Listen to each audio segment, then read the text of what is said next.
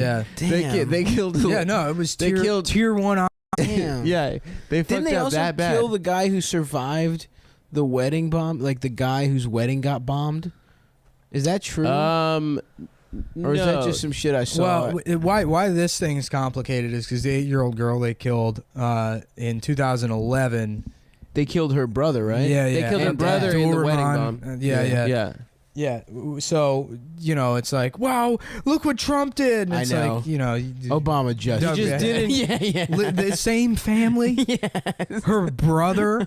It's easy to point out hypocrisy if it just happened to be a different child, but it's Right. the fucking brother. Yeah. God. And damn. also that poor fucking family. God Yeah. damn, dude. All I can say is that if this was Obama, though, it would be on Fox for the next 4 years. I mean, this would be Benghazi, like all not over. re- I mean, I kind of not just really. wish This kinda Hillary shit had gets won, so it swept would have under the happened rug. under Hillary. Now, who knows if Hillary would have signed off on it? No, I mean, Because the Obama administration did pass on that raid. yeah, they did. but Trump was like, let's kill some fucking. Yeah, he was at Muslims, lunch baby. with Bannon and Yeah, no, it's his Kushner, son. and Him they- and his son was like, "Dad, have you seen Sicario yet?" And he's like, "No, explain it to me." And he's like, "We got to make that happen." What about that other thing that's coming out that like he takes pills for his hair that makes They him- make you senile. that make you crazy? yeah. To keep that hair, that shit's hilarious. Which, by the way, those pills are just fucking Propecia. really? It's the same pill everybody else is Yeah, taking. yeah, it's I haven't read Propecia. this story. I don't know what you're talking about, but like, there's one hair loss pill, and it's the one. Is it Propecia? Dude, everybody's taking this Propecia shit, and they're like, Yeah, yeah. Sometimes you don't get boners. It's like, yeah, that's gonna give you prostate cancer in 20 I years. would go bald. Just if go I lost- bald, dude. Yeah, if I Not lost even my the fucking boner thing, yeah, it's but it's cool. like, It looks cool to be bald. You're taking People a bunch of respect you fucked more. up hormones. You don't understand what it's doing. And to your everyone's body. actually probably pretty jealous of you that they're not bald. Yeah, I mean, there's a lot of like handsome bald men, like Bruce Willis, Stavros, or huh? Bruce Yeah. Willis. Bruce Willis, or Jason Statham, or Bruce Willis. or Bruce Willis. Yeah. You know, Don't forget Jason Statham. Yo, there's Jason Jason Statham there Statham. too. Billy Zane is hot as a hot bald man. Sometimes. Sometimes He throws the wears rug on. wigs in Yeah. every Yeah, movie. where do you? I'm getting he wigs. looks good in a wig, Yeah. dude. No, I think he looks fine bald. Actually, I I think think the he looks Billy better Zane bald. just took a page out of the Black Woman Playbook. Yeah. He started to go bald. He That's was the like, thing, man. Yeah, just wear weaves. You know what? Fuck that. I'm getting weaves. Black women wear wigs. Yeah. Every black woman I know wears wigs, and no one says shit about it. Yeah. I'm coming in with different hair every 2 weeks, Hell dude. yeah, dude. I'm gonna have curly ass red hair We one should day. stop like walking and smacking his. Patting Patting my his fucking head. head. Don't touch it. Fuck yeah, dude. If black women can do it, I'm doing it too. I think this might be a bit, boys. I'm gonna talk about this. Hell yeah, it's a bit, dude. You're getting a weave. I'm getting a weave, dude. Yeah, Yeah. you can get Shirley Temple Well, ringlets. literally, black women just get wigs. Mm-hmm. Why are they the only? That's black lady privilege, dude. I feel the same way. I would love to wear a wig. just Me blue too. hair. I wear Marge Simpson hair. Hell yeah, Go dude. around, people are like, "Hey, what's up with your hair?" I'm like, "It's not my hair, it's my head. I'm actually 6'3". Actually, it's my head. So, Dude, Phil yeah, Spector. I have a 4.5 foot tall head. So, I'm actually tall. So you have to date me. Do you remember when they? It's actually not up to you. I'm over 7 feet tall. I have an extremely long head. So you're a bitch and a whore if you don't go out with me. Yeah, I could have been in the NBA. Yeah, 'cause the yeah. I hair. was in the NBA actually. You're not going to look it up. In fact, you can't look it up because I'm banned from Wikipedia. Yeah. So that I was means in- any facts about me are also banned. I was actually in it too. The Nice Boobs Association. That's what I'm talking about, buddy. A nice body. No bitches allowed. Lowercase y, uppercase a, as in ya cunt. So the NBA, nice body, you cunt. You capitalize the a. And, Yeah. Okay. yeah. Okay, I see you. Yeah, initialisms are fun, huh? Mhm. Oh, they're very fun. Yeah. Were you about to say something? I feel like you were. I forgot, dude. Damn, it felt good. It felt like we were about to have something there. Oh yeah, when Phil Spector died, Yeah. got arrested. Do you remember that wig he wore to, Yeah. to trial? that was fucking awesome, dude. Yeah. That's the best shit ever, This dude. fucking you murdered some. What did he do? He murdered like He a murdered fucking, a waitress. Yeah, he lived a nocturnal life. Apparently, he made so much money in the record industry that he had his own castle that he lived alone in, and he would only be awake at night. And he murdered some waitress that he fell in love with, I guess. Damn, but did he That's fuck? what I want to do. yeah, me too, dude. Murder somebody. Not all that money stuff. That sounds kind of soul sucking. Blase, Murdering a dude, waitress. yeah. I would love I that. don't want to kill anyone. I'm a boy of peace. Yeah. I'm a peaceful boy. That's the next step in no tip crew. No tipping. Yeah. No, not tipping is just is you starting your way to murdering a waitress. I don't know why everyone is calling me right now. What do you got, dude? What is? I don't know. Soder's calling me, but nobody ever calls my phone. Now, the minute I'm fucking recording, I get somebody wants to use technology from 1985. Put him on I'm speaker. a caller. People don't like it. They always reject my calls and then text me and say, "Look, what's up?" Yeah, an unannounced call can be tough sometimes. I like a call. What's wrong with it? I don't know, man. I got to be prepared mentally and spiritually for a call. Although, if you work your way up in a relationship where calls are commonplace, I fucking hate that shit, dude. I fucking hate speaking on the phone with people. Really? I hate love it. I fucking hate it, dude. Why? Especially on the iPhone, which isn't like, it doesn't have the feel of a phone. Whatever, dude. I like Sometimes the handle, it's easier and I like quicker. jamming it into my face. You have a tactile appreciation on your ear for all the you holes. should get that thing that you can plug in. Jesus all the, Christ. all the holes. So in the much speaker. evidence. Yeah. The way I have a beat off, there should be a you autism fucking spreadsheet. This is just like proof that you are fucking retarded. Nah, dude. Sometimes it's quicker, baby. You can get more done chit-chat. in a 30-second phone call than you can in a 20-minute text message Absolutely, conversation. A lot of dude. times. I love that autistic Especially people, texting with girls. Autistic people are just like the enemies of the Vegas gaming industry. Like they have like their relationship, the gaming commission or the pit bosses or whatever. They see a guy with like a train shirt coming into the casino and they're like, checkmate, motherfucker. Your ball's in his court now, but we're gonna bust this fucking retard. And that's who they have a problem with. Yeah. That's so funny to me. Is that true? Yeah, the card counters. The card counters are Because all of Rain autistic Man. guys? Of course. Oh, Any wow. kind of counting requires autism. Yeah, that's why I can't count. I'm too in tune to people's emotions. Yeah, that's right. It's because I'm so cool socially. I'm so that I cool don't know how to socially. fucking do math. All I understand is vibes, baby. Yeah, yeah. All I know is vibes. That's what I'm all about, dude. nuance, picking up on a girl's pheromones. You know what I mean? Yeah. That's what I'm all about. I Cali, usually dude. fuck without even talking. I just let bitches smell me. Yeah. And then when I feel the warmth. I told you about that their crackhead trying to pussy. tell me about pheromones one time. No. In the bus. Probably. Yeah. He was like, you got $1? And I was like, I don't know. I was like, but I'll give you $1 for a cigarette if you get a cigarette or whatever, because I was under 18 at the time. And he was like, motherfucker, I got a whole pocket full of cigarettes. And he pulls out all these half-smoked cigarettes he found in the trash. Oh no, dude. I'm like, you can just have the $1. Man. He's like, I'll tell you what, I will give you some advice. And I was like, what's the advice? And he's like, you try and fuck girls. And he's like, he starts explaining pheromones to me. Hell yeah, dude. And it's like, you shit your pants. What if you just Yeah. fucked so much, dude? Yeah. What if he just had such a good odor that bitches just wanted to suck his dirty ass homeless dick? Yeah. That's how it works, dude. Homeless guys get laid all the They get time. so much pussy. That's how They're you so end up musky. homeless. You fuck too much, you fuck your way out of your job. Yeah. Oh shit. What's funny about homeless people is they fuck outside and then people will take pictures of it and put it online. Like, I can't believe this. And it's like, well, you can't believe that That's their a guy house. that doesn't have a place to live still wants to fuck. Why can't you believe that? I've never seen homeless people fuck. Have you seen that? Yeah. Really? Yeah. Where?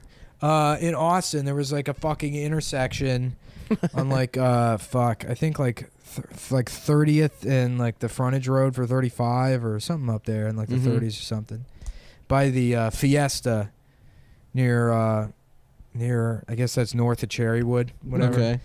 I don't And know, at but gas station, there were homeless people that would fuck each other in like the bush outside.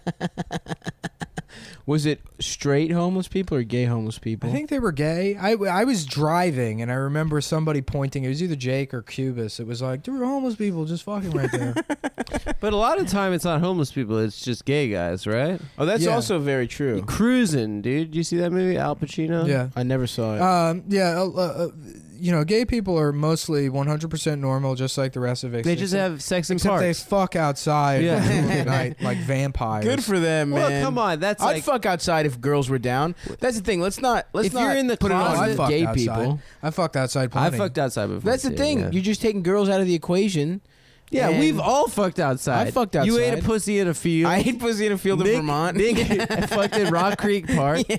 I did. There was just a lake breeze blowing into my asshole, dude. That was one of the most beautiful. Did it pussy sound like a eating- bottle? Yeah, it was- Yeah. She's like, what's that? That's my phone. It's going off. I think the police are here and they have a jug band.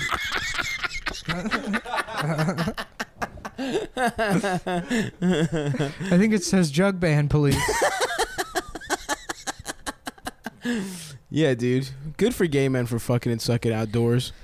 Yeah. I wish I was gay.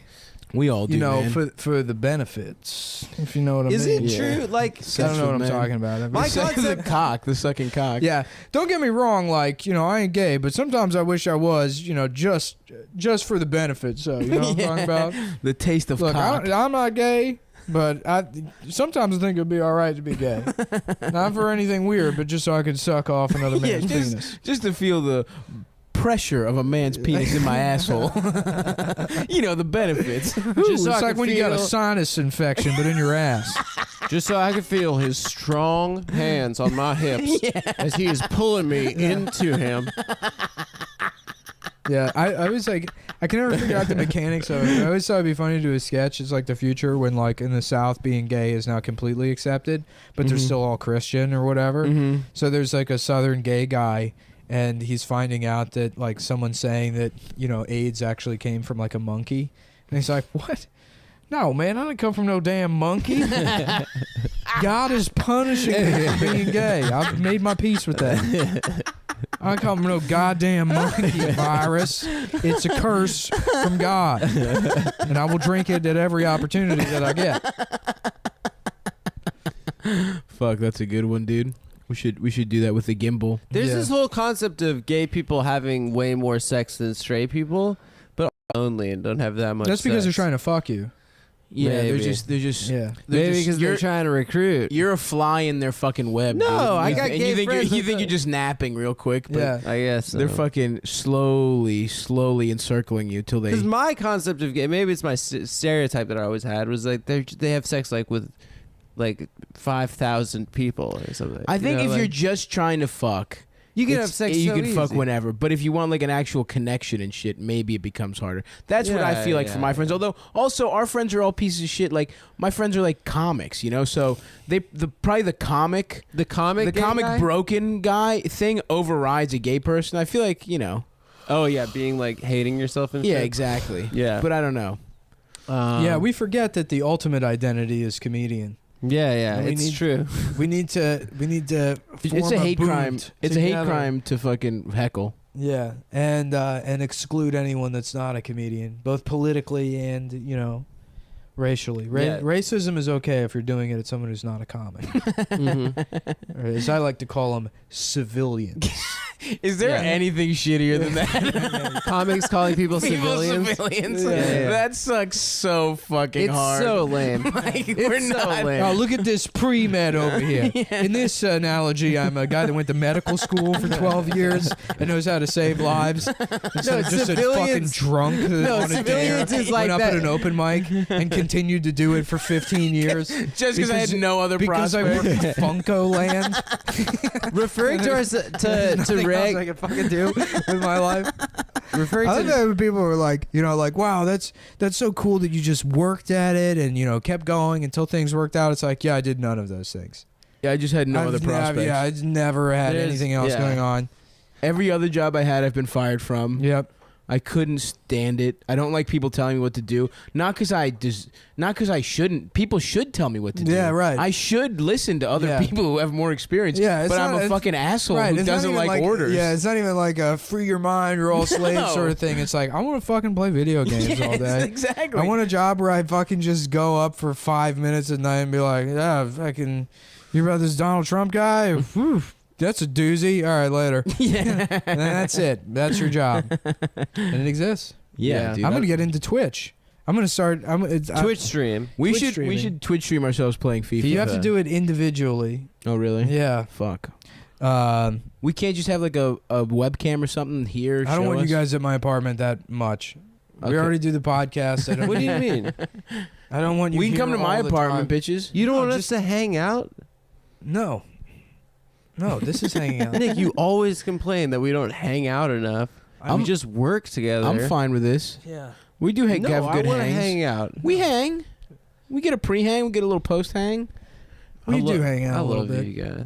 Anyhow, I'm gonna start Skyping or Twitch streaming me playing Final Fantasy, and I want you guys. It's gonna be $45 a month, and I want everybody to subscribe to me playing Final Fantasy. You're not even talking. You're Yeah. just silently Just playing the suddenly game. and I'll sit here next to an anime pillow, and I expect a check for $82 million a week. I mean, that's what Twitch is, dude. And I love video games. You know, I like grew up playing like video games, and I like would read Electronic Gaming Monthly, and then it just turned into this like gross, weird culture of people that are man children, Yeah, and it's like it is you, fucking you can't bizarre. continue to be 11 years old for the rest of your fucking life. No, that's the point of what our generation has become. Is Yeah. people that just want to be kids. Yeah. Well, it's like at least we found sort of a thing that's kind of.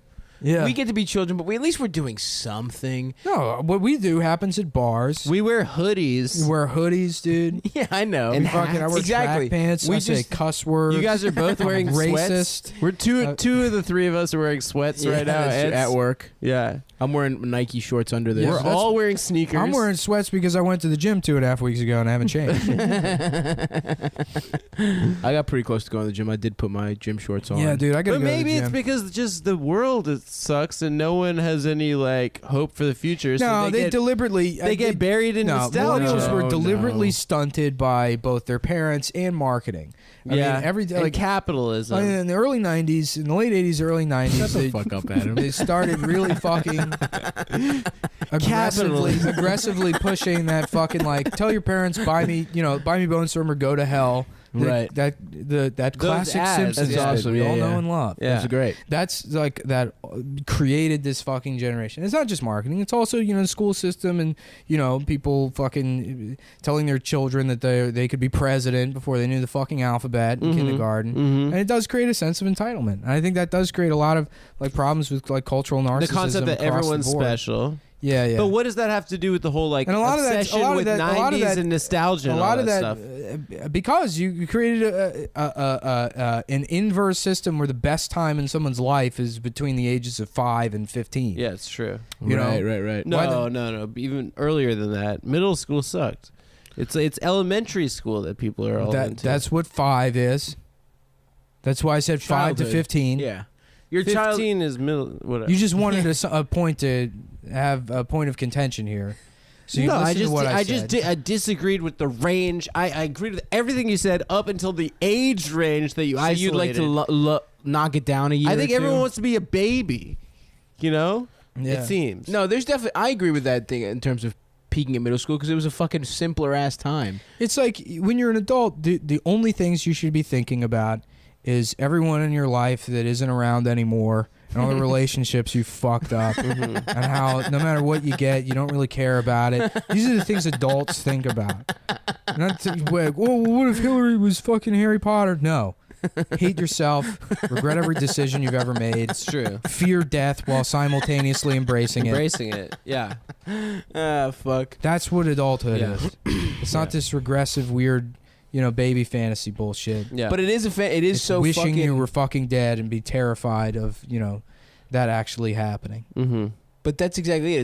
It's so fucking like comforting to think about just like getting home, eating fucking Hot Pockets and playing Grand Theft Auto Vice City. You know what I mean? Like that's what it is. It's is not scary. comforting for me. It feels honestly, it feels like being plugged into a fucking dialysis machine and laying down on a deathbed. Yeah, no, for Sounds me it pretty good. feels like I'm taking a time machine and accelerating closer to my death. Yeah, Right? that all that regressive shit gives me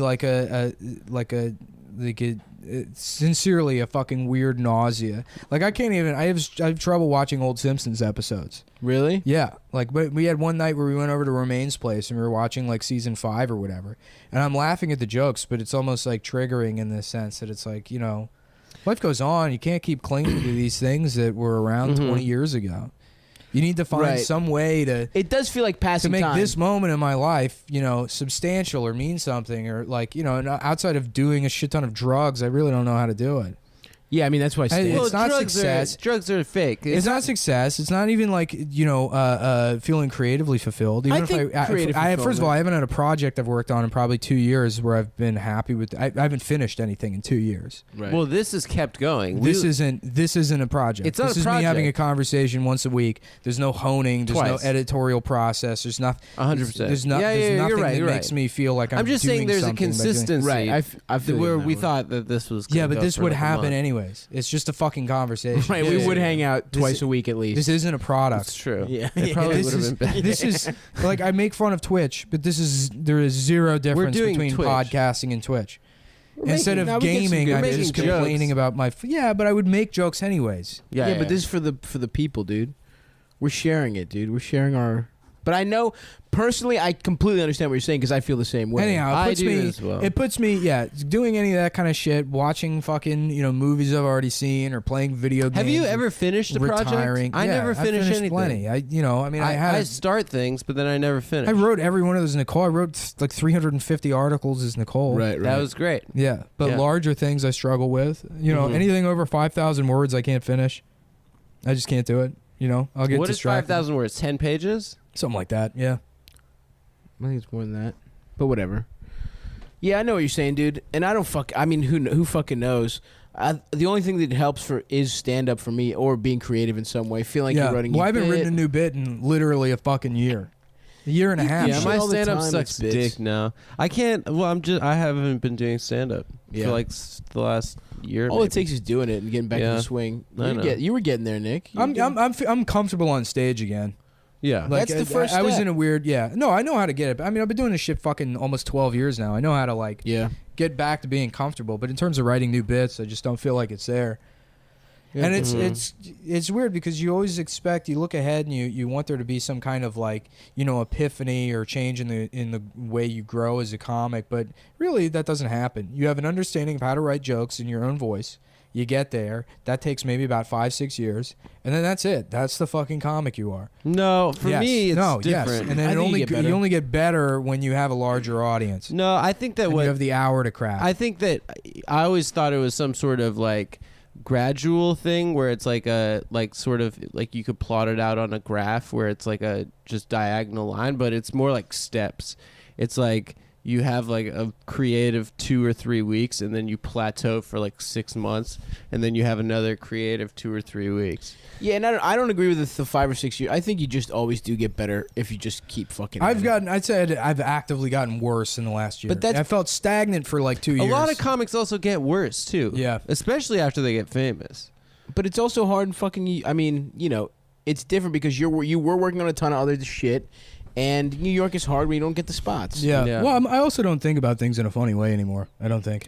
No, you're out of your mind. Or, You well, do. at least in terms of how they would function as stand-up bits, because I think Maybe. I think what it is honestly is through like Twitter and other outlets, I've been able to write jokes that are more in tune with my sense of humor, which isn't really palatable when it comes to stand-up. I mean, stand-up is learning how to take the things you find funny and then make them comport to Sure. like at least in my case, I mean, I write bits. Yeah, yeah, of so course. there's a setup, there's a punchline, there's additional punchline, there's maybe another angle, another punchline, 3 tags, and that's how you write a fucking joke. Uh-huh. And that's how it just was for a long time. Yeah. And with the benefit of things like Twitter or maybe just talking with people that I like, is that I can go, hey, what about this? And then they laugh at the premise. I'm like, nah, I got what I wanted out of it. And you want to be able to do that with stand-up, and you can't. You have to take something and that's why a lot of stand-up is fucking just boring as shit to watch. Yep. Even if it's comedians that I know that off stage are very smart people, and have like analytical minds. It's like, yeah, this Trump guy, he's pretty bad, huh? He's kind of like, all that fucking Star Wars, that shit slays in the stand-up comedy world. That Oh, shit yeah. does so well. Yeah. Because it's a fucking trite observation that you dumb down for drunk people. Yeah. And that's what stand-up the is. And challenge it's is immediately babies. relatable. It's fucking babysitting. Yeah. And unless you have your own audience, you really don't. I mean, I guess you could just take your club spots and bomb every night doing No, the challenge is bomb fun. every single night doing comedy that you like, or you can continue. I mean, I think I was personally my issue was that I've featured for so long, and I just had to learn how to do well as a feature, and then that's like it. I don't. Yeah, it is different. It kind of breaks you, and you don't really like stand up anymore. Right, because you're the setup guy for the Yeah, whole yeah, fucking yeah. show. Yeah, I get that, but I think the challenge is finding your audience. It's finding it in between the middles, the sweet spot where, Yeah. of course, it's harder to be creative and be true to yourself and also kill, but that's the fucking challenge. And it may, maybe it doesn't fucking happen. I don't know, but that's what you want, And some jokes might not work in a mainstream club, whatever. But I don't know, man. Stand-up's the only fucking thing I like to do. Everything else is gay Well, shit. when you crush, it feels great. When you crush with new It's shit, the best feeling in the entire world. Yeah. Well, I mean, heroin's better, but Getting your you know, dick sucked I've getting never your done dick heroin. sucked and sucking better. on titties. I don't really like. I Yeah, mean, it's okay. Gaming's better, honestly. Playing games Gaming, all night. eating you at a know. Korean buffet. Going to the Gaming gym. is not better. Korean than having a barbecue. new bit. Podcasting feels better. No, it doesn't. Podcasting. But then feels having bad. a new bit that crushes. Yeah. That none of those things. Going to feel Korean good. barbecue, taking a getting nap, high, and that feels watching better. it. Yeah. No, it doesn't. Stand up. at all. You know, But that's the thing. Most of stand up drawing sucks. pictures of Arthur Chu all day, that feels great. It sort of is like a drug. I feel like chasing it. Oh man. Wow, dude, that's so deep. fucking crazy. That's, whoa, Thanks, dude. guys. That just blew my mind. Whoa. Yo, have What? you ever heard of norepinephrine? Dude, Mike Stork tried to have that conversation with me one time. I love Stork, but Wait, I don't even know. I don't know. One time, I just remember one time we've been talking for like 2.5 hours, and then at one point he's like, "You know what norepinephrine is?" And I was like, "Well, I gotta go, man. I can't let this angle happen. This conversation." Fuck. Boys, I guess, yeah. Wow, that got into really shitty podcast territory for a while, which is comics bitching about comedy. Which most people can't relate to. The first half was funny. Yeah. let's call Adam gay for a second. No. Guys, there was something abuse else I me. watched. Oh, I started watching this movie Judgment Day on Hulu last night. Which there was Armageddon and then Deep Impact, Yes. and then there was some shitty movie that looks like it was produced by UPN. It's a in comedy 1999. movie? Hell yeah. No. It's a serious movie, but that came out in 1999. They're like, okay, you need to add some sort of asteroid element. Hell yeah. Because Asteroids are big they right have now. to take Ice-T out of jail to confront Coolio, and that's about as far as I got in the movie. But for some reason, there's an asteroid that's coming to destroy the Earth, Hell yeah. and Ice-T and Coolio are somehow involved. the only two astrophysicists the only two astrophysicists that can solve it. We're gonna make the asteroid turn around because we're gonna make it feel bad about the situation in the ghetto. You ever see Surviving the Game? No. Fucking great, dude. Never Was seen it it. Ice-T? Ice-T plays a homeless guy that's kidnapped by Rutger Hauer, Gary Busey, and F. Murray Abraham. So What? They can hunt him in the woods. Yes. The Oh, most like the most dangerous dangerous game. game? Yeah, well, it's Surviving the Game, and it's Ice-T. Yeah, he's a homeless guy that he was a super in a building, and he accidentally killed his whole family by burning the building down. Yeah, that's And the thing. There's a line in that movie where he's like, "That's the thing, man. People don't understand that in the hood, it ain't the same, but at the same time, it is. But at the same time as that, it's different. But it's really, it's the same." Like it's convoluted. I love that the punishment was didn't go to jail. Your punishment is homelessness. Yeah. For killing your family. Yeah. And then he kills all those guys trying to hunt him. Oh, nice. Did he have any military background? No, I think it's from eating out of trash cans. From figuring out how to make a Lunchables out of old cans and fucking fish bones. It's from fucking in A that boot, gas yeah. station. Yeah. Do they ever show him fucking other homeless men in the bushes? Well, you've all seen bum fights. Get ready for bum fucks. We give homeless men sandwiches to fuck each other. Was there ever a point when you were a kid where you thought Bang Bus was real? Like they were course. really meeting the girls Of on course. the side of the boat? Yeah, me too. There was a thrill to Yeah, yeah. that, dude. You're like, whoa, you just meet girls and they'll fuck you. Yeah. It's Wow. like, Oh yeah, I you're remember gotta get a thinking bus with my that was boys. the coolest thing Right. I have ever. Well, that's who I could started that even rape think of. van in D.C. is people that are disillusioned by the With the reality of Bang Bang Bus. They're like, this is bullshit, man. We're going to start our own Bang Bus. And it's going to be real this time. And there's going to be a political angle to it. We're gonna be Wait, they rape men? That's what he was yeah. saying. Damn, Yes, dude. bitch. What the fuck? We can be tearing their Patagonias off. I don't know if that's real, but like, man, I think it was. imagine being one of the guys that got vanned. That would be bad. Well, I love when people get knockout gamed and then they have to go online and justify it. It's like, look, you cannot be mad about. You can understand that it's a fucking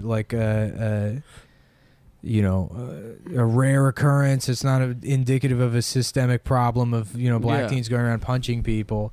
But if you got knockout gamed and you're like a liberal or whatever, just like don't say anything. Right. Don't fucking write a Medium post about like these were innocent lambs. Yeah, no, fuck that. Yeah, if someone punched me, I'm mad. Yeah, just like be mad, but don't turn into a racist asshole. Mission accomplished. You can still Exactly. fucking hate those people. Don't make excuses for them. Absolutely. All right, on any kind of level. Anyhow, but imagine being one of the guys who got taken in the van and then writing a Medium piece about like as they entered and exit my mouth and ass, I just thought, this is my fault. This is because of years of oppression, and I didn't learn enough about Bayard Rustin in school. And if I had worked harder to not elect Donald Trump, I wouldn't be in this fucking Aerostar right now, having my teeth bashed out with a fucking hammer. Like I'm in the Trump's basement America. of Oz. Oh, fuck. Well, all right, that's the episode. You guys are great. Thanks. I find this scientifically fascinating. All that is visible must grow beyond it, extend into the realm of the invisible. Welcome to Mysterious Universe, the program dedicated to bringing you news from beyond the mainstream, from future science, ancient history, and the paranormal to the UFO phenomenon. Join us in taking an alternative look into the universe around us.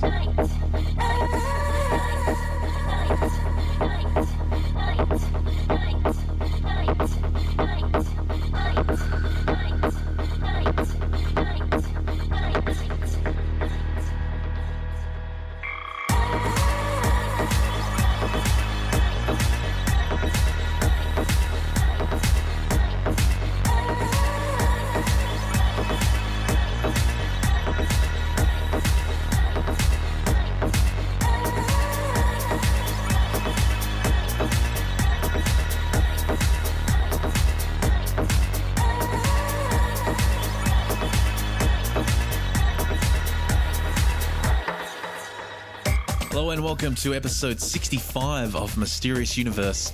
I'm your host, Benjamin Grundy. Welcome to the show, and we have an incredible mix of stories on this episode. It's been really light on for paranormal news over the last week. I've had a bit of a tough time finding stories, but I checked my usual sources yesterday and found a whole bunch of stuff. There's a lot of great news to cover.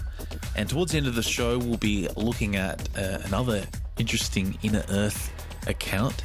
And also for premium members, we've got transcripts of an interview with one of the original alleged handlers of the Roswell crash. So lots coming up, including some call-ins from you guys and emails as well. Now, the first story comes from Wired magazine. This is an interesting one. It's about Hassan Elahi, who basically runs a website and documents every single part of his life for the whole world to see. So if he goes to buy a cup of coffee, he'll take a photo of the receipt, he'll post it online. He's got a GPS device in his pocket, so you can go onto his site and see where he is 24 hours a day. Now, the Wired article says the reason he does this is because the US government has mistakenly listed him on its terrorist watch list. And once you're on, it's obviously hard to get off. He's a Bangladeshi-born American. He's a professor and an artist. And basically, this all came about in 2002 when he got off a flight from the Netherlands and was detained at the Detroit airport. He says FBI agents later told him they'd been tipped off that he was hoarding explosives in a Florida storage unit. A subsequent lie detector test convinced them he wasn't their man. But he travels so much. I mean, he logs in 70,000 miles a year traveling around exhibiting his artwork and attending conferences. And he figured it was only a matter of time before he got hauled in again. So FBI agents gave him their phone number, and now he calls them before he goes anywhere and hasn't been detained since. But the article says it dawned on him that, if being candid about his flights would clear his name, why not be open about everything? So he just started this site, and his reasoning behind it's really interesting. There's some quotes here in the article. He says, "I've discovered the best way to protect your privacy is to give it away." think it's so interesting that he looks at it in that way. And we've been covering this quite a bit in the show on the Mind Shots episodes as well. On one of the recent ones, we talked about a new drone in the UK, and it's like a little UFO and flies around and does surveillance on the public. He says the government monitors your movements, but it gets things wrong. You can monitor yourself much more accurately. Plus, no ambition agent is going to score a big intelligence triumph by snooping into your movements when there's a web page broadcasting the Big Mac you ate 4 minutes ago in Idaho. It's economics, he says. I flood the market. And he's not just paranoid too, because his server logs show that he's getting hits from the Pentagon, the Secretary of Defense, the Executive Office of the President, among others. So I like his idea of combating Big Brother by doing a better job yourself and just reporting on everything.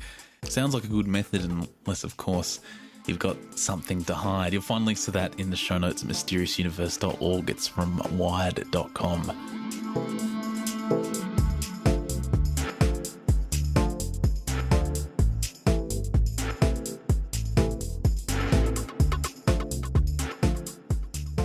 Now, moving from reconnaissance on civilians to reconnaissance on other planets, there's a really interesting image that's been released since Orbiter HiRISE team.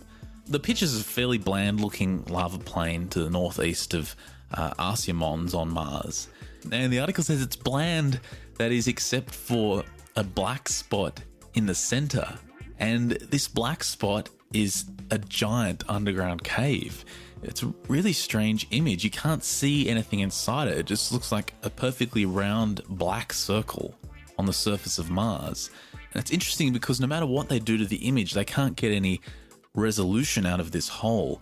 It's just completely, utterly black, which suggests that this cave is so big and so deep that almost none of the light that enters it comes out. And I haven't seen any reports on this particular cave from some of the more eccentric Mars investigators like Hoagland, for example. But this does look peculiar because it is almost a perfect circle. And many of the science websites have been reporting that this is possibly the best way to look for life on Mars, is to actually go subterranean.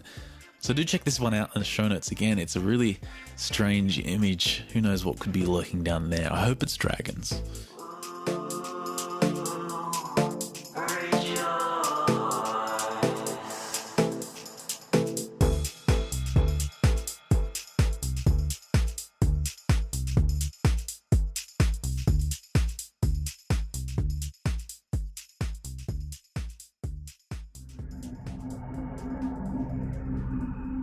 On a very recent episode of Mind Shots, we covered a UK man's attempt to break the Guinness World Record of the longest time without sleep. The current record was 11 days. Tony Wright has succeeded in breaking it after more than 11 days without nodding off. He called into bed on Friday with the happy belief that he had broken the world record by 2 hours. But this is such a sad story. The poor chap is in for a rude awakening. His 266-hour feat of endurance will not feature in the Guinness World Records because it has stopped acknowledging such attempts for health reasons. And to make matters worse, someone has already beaten Mr. Wright himself by a full 10 hours.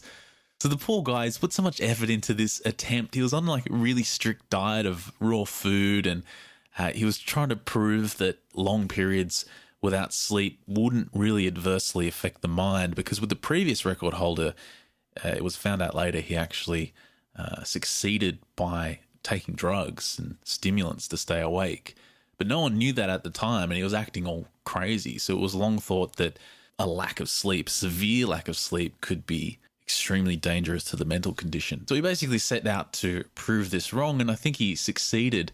But what a double disappointment. First of all, the Guinness Book of Records won't accept it. But apparently no one told him about Toimi Soini of Hamina and Finland, who set a record of 276 hours and was actually recorded in the Guinness Book of Records from 1965 until 1990 when it was removed. But a friend of Mr. Wright said yesterday that we have never heard of this, we've never come across it, and as far as we knew, the only record was the one set by Randy Gardner. He added, "It is interesting that it hasn't cropped up at all in our research, and it's not mentioned in any of the books about sleep and sleeplessness." But again, Wright didn't really do this just to break records. He wanted to show that the accepted theory is wrong and the brain doesn't become less effective with tiredness. He said, I believe there are different sleep requirements for the two different sides of the brain, and as the left side becomes fatigued, it loses its ability to stay in charge. He said his Stone Age diet helped parts of his brain to stay awake and remain functional for long periods. He added it makes it much easier to switch from one side of the brain, which is really tired, to the other, but both are pretty tired at the moment. And when asked about the effects of this 11 days without sleep, he did admit that he felt very strange. He said, everything around me has become more intense, and after a while, colours seem brighter. He said, my eyes have become very sensitive. I had to start wearing sunglasses after 70 hours because looking at a laptop was sending me into a trance. He also said there were a couple of tricky moments where he could feel his body wanting to shut down and he had to act quickly to stimulate it. He said, suddenly I would realise I was relaxing and the urge to sleep was dragging me down. I had to jump up, eat or drink something and occupy myself. It was tricky striking a balance between being active but not wearing myself out. My voice is very hoarse and I'm sure I look a right state. So there's pictures of Tony on the website here. This is from thedailymail.co.uk. If you want to take a look at someone who's been awake for 11 days, you may do so, and he doesn't look too good. I'll leave it at that.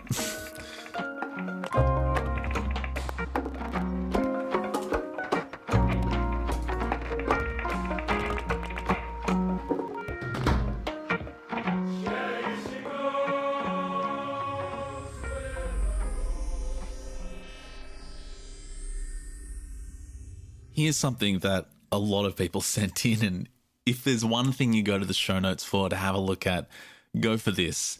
It's been picked up by the Associated Press, and it's a story about this 11-year-old Alabama boy who used a pistol to kill a wild hog his father says weighed a staggering 1,051 pounds and measured, get this, 9 feet and 4 inches from the tip of its snout to the base of its tail.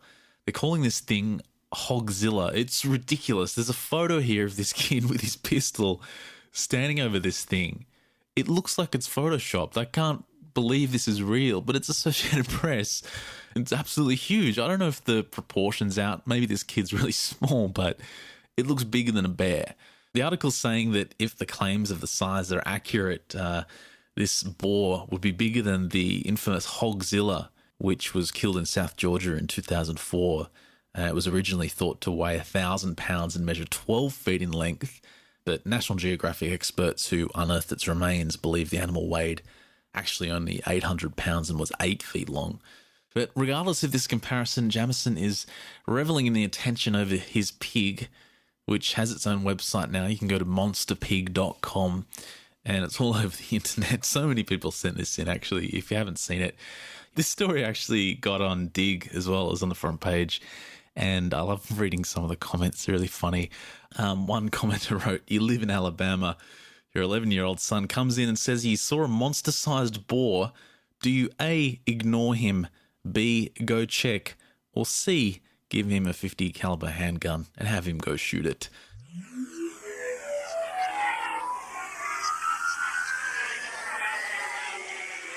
A couple of months ago, I wrote a blog post on mysteriousuniverse.org about a strange village in a very western part of China where the villagers show some really interesting facial characteristics. They have almost Western features mixed in with their Chinese features. They have long noses, some of them have blue or grey eyes, and even strands of blonde hair.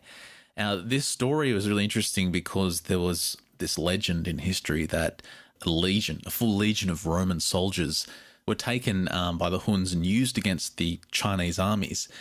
And legend has it that the Chinese armies were so impressed by the military prowess of these Romans, which they'd never seen before, that they actually took them to the emperor and gave them their own kind of village or part of land in Western China where they were allowed to stay, and they were essentially protecting against the invaders. So the article I wrote about back then was using DNA testing to see if there was any truth to this legend, to see if there's any European descent in some of the local people in this village. And I find those ancient stories of cultures traveling and intermingling so fascinating, because when you think of an ancient world, it's often thought that everything's very isolated and people kind of cultures and people very much keep to themselves. There isn't much international trade. When there is some evidence to suggest that the ancients got around a lot more than we give them credit for. Now, some interesting news has popped up again in China. This is being reported on National Geographic, where some human remains have been found in a 1,400-year-old Chinese tomb and actually belong to a man of European origin, and DNA evidence shows this. It says Chinese scientists who analysed the DNA of the remains say the man named Yu Hong belonged to one of the oldest genetic groups from Western Eurasia. The tomb in Taiyuan in central China marks the easternmost spot where the ancient European lineage has been found.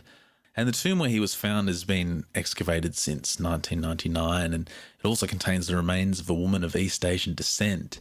And everything about it, the burial style, the multicoloured reliefs found in the tomb are characteristic of Central Asia at the time. But what's interesting is the people pictured in the reliefs in the tomb have European traits. They've all got straight noses, deep-set eyes, different coloured hair. So the researchers are saying this could be a mixed couple living 1,500 years ago in China. And one of the researchers, Hui, said the actual existence of European lineages in China was already known, but this is the furthest into the country it's been discovered. So now with further research, they're trying to find out if it was just this one couple or in fact a larger family or a larger population with this ancestral background in the area. So a very interesting find. You can find that in the show notes. It's from news.nationalgeographic.com.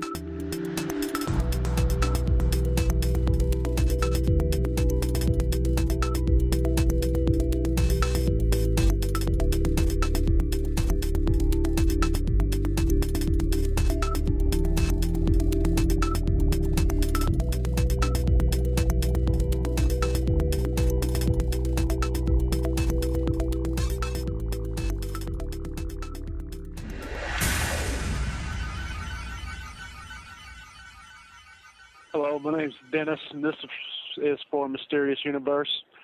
The story I got is kind of strange, but my mother died May 1st of this year, and we buried her a week later. And I've been having a hard time dealing with it. It was day surgery that was supposed to take care of some issues. And anyway, what happened was a week later, which is today, the 14th, I was driving home, and I decided I'd try to talk to my mother because I'm worried about her, even though she's passed away, and find out if she was okay. So I asked her, I said, Mom, just give me a sign to show me that you're all right. And I asked for a specific thing. I asked her to show me some beautiful flowers in my yard to indicate that she was peaceful. Well, I just mowed my yard yesterday, the day before, and I pretty much scalped it, got it down to the ground level, and I have never had any flowers in my yard. I drove up at 6, and I got home about 7 a.m., and I looked, and there was 25 or 30 beautiful flowers in my yard. They were about 3 inches tall, and they were fresh, new flowers, small. Right in the middle of my yard, there were 2 individual flowers. There was a sunflower, and next to it was a 5-petaled kind of purplish flower with a yellow center. I took those into the home and showed my wife and told her the story. Went to sleep, got ready for work, and walked outside, looked at my yard, and there was absolutely no flowers left. So I took that as a sign from her that she was safe and okay.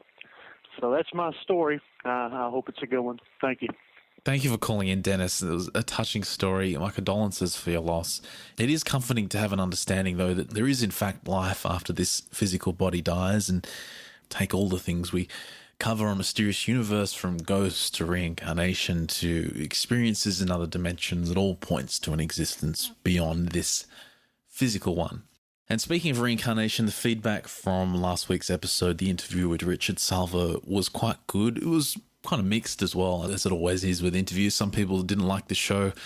Some people loved it. It's always a bit of a split down the middle, but there were some good emails sent through. One from William, who said, I really, really liked the interview you did on the last episode.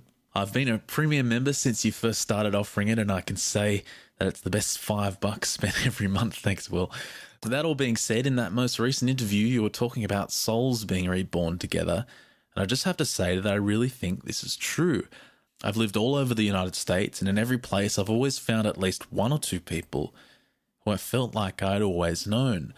My most recent experience has been the most intense. My best friend Jay and I have this freaky, weird connection.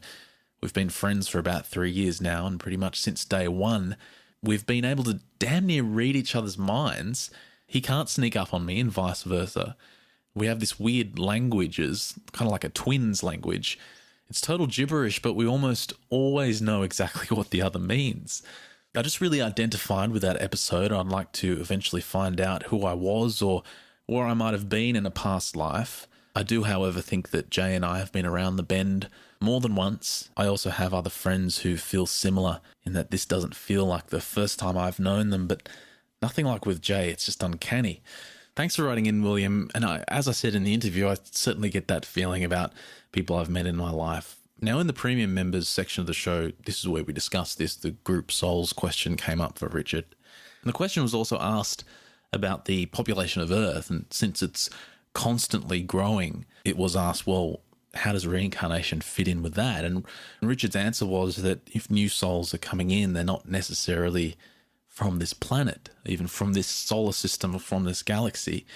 And when we were discussing it, we were talking about children who often have these past life memories. And for some reason, I let slip that I haven't heard any stories of children saying they're from another planet, for example. But that's not true. When I listened back to the interview, I thought, why did I say that? There's the account of the boy from Russia who claims to be a Martian in his past life. He has memories of being 7 meters tall and all these bizarre technical details of astronomy and science. And he still claims to have memories of being on Mars in another life when he was 14 or 15 and remembers wars and spaceships and observing planet Earth and all this bizarre stuff. So there are stories out there of kids that recollect these things, although what I meant to say in the interview was that they're incredibly rare.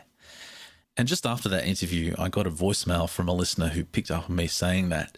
And it was quite a long, involved voicemail, and he specifically asked me not to play it on the show, so I have to respect that. But he basically went into detail on how he was in a car accident a number of years ago. And he says that the person who was in that accident wasn't him. He said at the time of the accident, when this person had a near-death experience, that soul left and he came into the body. And is basically going through and recalling these first years when he says he came through and everything was alien to him. He said it took years to just comprehend using the toilets we use. Everything was bizarre and strange. And he also added that his family didn't recognize him. I mean, they recognized his physical body, but they could tell it wasn't him. It was a completely different person.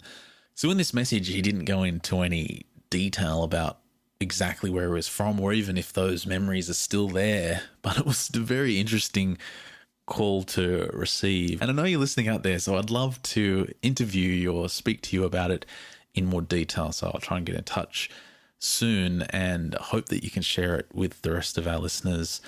So just that idea of reincarnation on this planet and souls coming in from different locations in the universe is incredibly fascinating. It links in very well with topics we covered previously on the show, like the Indigo Children and the so-called star seeds. There's a new article on the Book of Thoth, actually, which addresses exactly this, asking the question, are you of non-terrestrial reincarnational origin? Now, it's submitted by a reader of the site who writes, since I first started doing past life regressions a few years ago, I've known that my spiritual origins are not earthbound. In my research, I've come to understand that there are a number of soul types here on Earth. The one I want to talk about are star seeds like me. They write that these so-called star seeds are people that have their spiritual story on planets other than Earth. By this, they mean that they have reincarnated on other planets before being born here.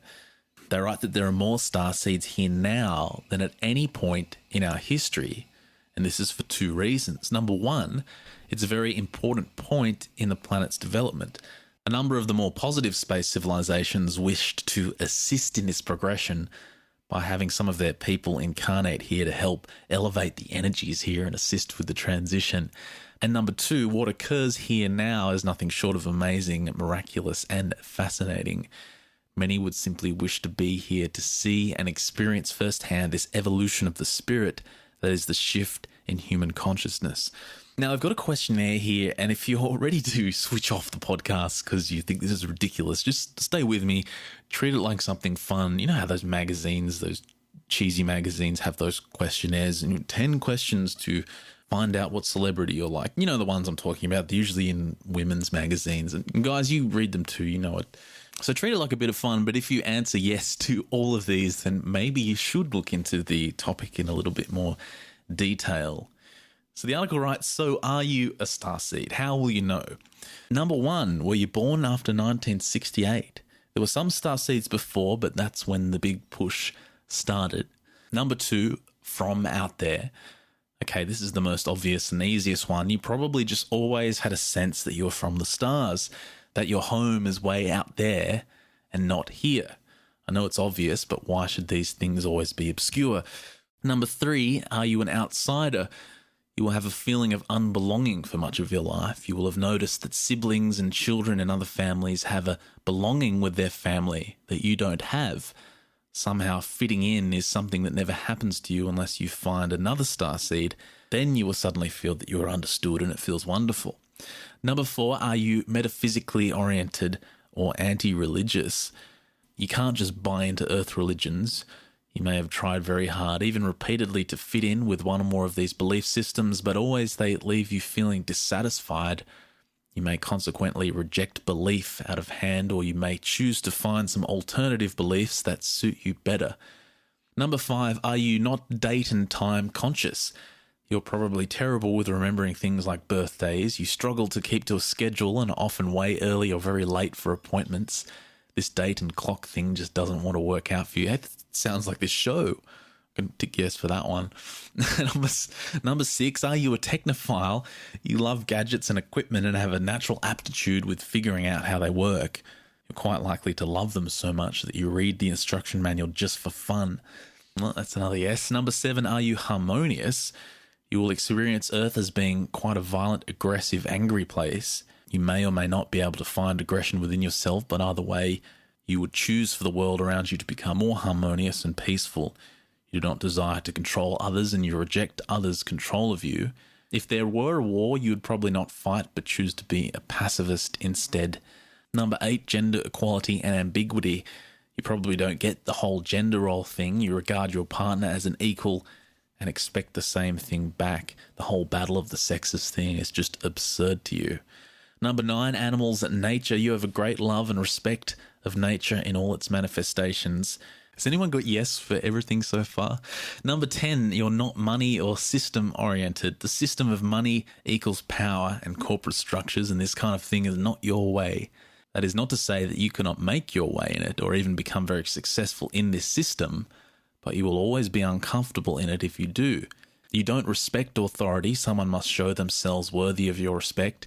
You will often harbour dreams of just dropping out, going to a farm or joining a hippie community or some such thing, or you'll actually do it. Number 11 is escapism. You like to escape into flights of creative fantasy, will build whole ideal worlds in your head. You are also drawn to hallucinogenic experiences to enhance this. A negative aspect of this is when the escapist tendency overwhelms. This world is hard and cruel and difficult, and you might be prone to using drugs, alcohol, or other means to escape the pain that you feel. In so doing, you fail to engage and fail to improve the world. This only compounds the problem and makes you more self-destructive. Number 12, are you creative? You are very creative and love other people's creative outputs, music, art, architecture, cooking, whatever. It touches you deeply. Number 13, easy belief. You can quite easily believe in the existence of UFOs and extraterrestrial beings. These things are not strange to you. The concept of all is one is also quite comfortable for you. And here's an interesting one. Number 14, physical attributes. This is a bit more iffy. Earth humans are a mix of all kinds of genetic tinkering by a variety of space races, but you may have brought some of your physical attributes with you. But this is less important than the spiritual attributes.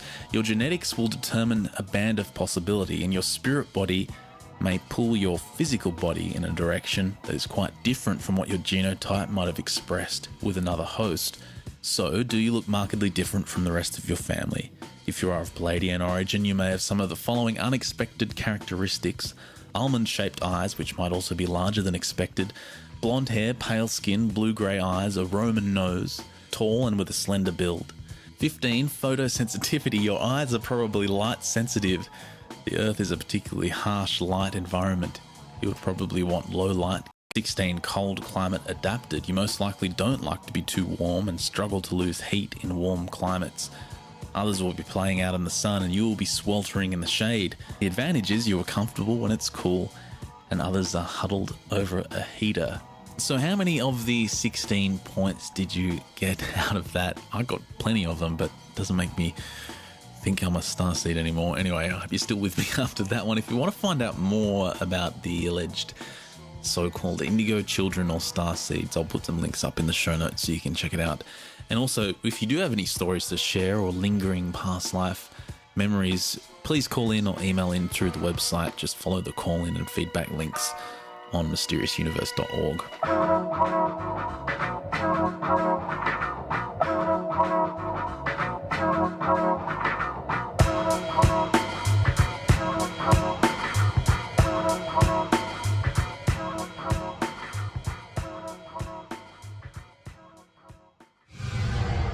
Now, finally, I wanted to cover an article from UFOdigest.com by Tim Swartz, where he's writing about the origin of some of these stories about Lemuria and the inner Earth. And I wanted to cover this to kind of complement this epic thread that Gary started, where he time traveled into the future to interview me about episode 2050. And it pretty much turned into an adventure story where a whole bunch of people ended up going into the inner Earth and writing about it. It's a fun thread and it's still going, so I'll link to it in the show notes. But again, the origins of these stories are pretty interesting. Swartz writes that in 1943, Ray Palmer, editor of the pulp sci-fi magazine Amazing Stories, received a letter from Richard Shaver, a man who claimed to have knowledge of an ancient language he dubbed Mantong, an alphabet of root words that formed the source of all earthly languages. Palmer was so impressed by the letter that he published it in the January 1944 issue. Now, Palmer's instincts for a good story proved to be correct as readers clamoured for more information about the mysterious Mantong alphabet. So Palmer wrote back to Shaver asking for more information, and Shaver promptly sent him a lengthy, supposedly true story that Palmer rewrote into a fictional tale and retitled I Remember Lemuria. It was published in the March 1945 issue, and again, the reader response was incredible. Now, according to Shaver, and remember this was originally meant to be a true story, a race known as the Titan Atlans came from a distant unknown planet to colonize Earth. Possibly more than 1 million years ago, they first settled on the continent of Atlantis and later spread across the globe. These extraterrestrials could communicate by thought transference and had spaceships that travelled faster than the speed of light. They also understood genetics and biologically constructed humanoid creatures with special physical attributes, such as extra arms or superior strength to use for specialized labor.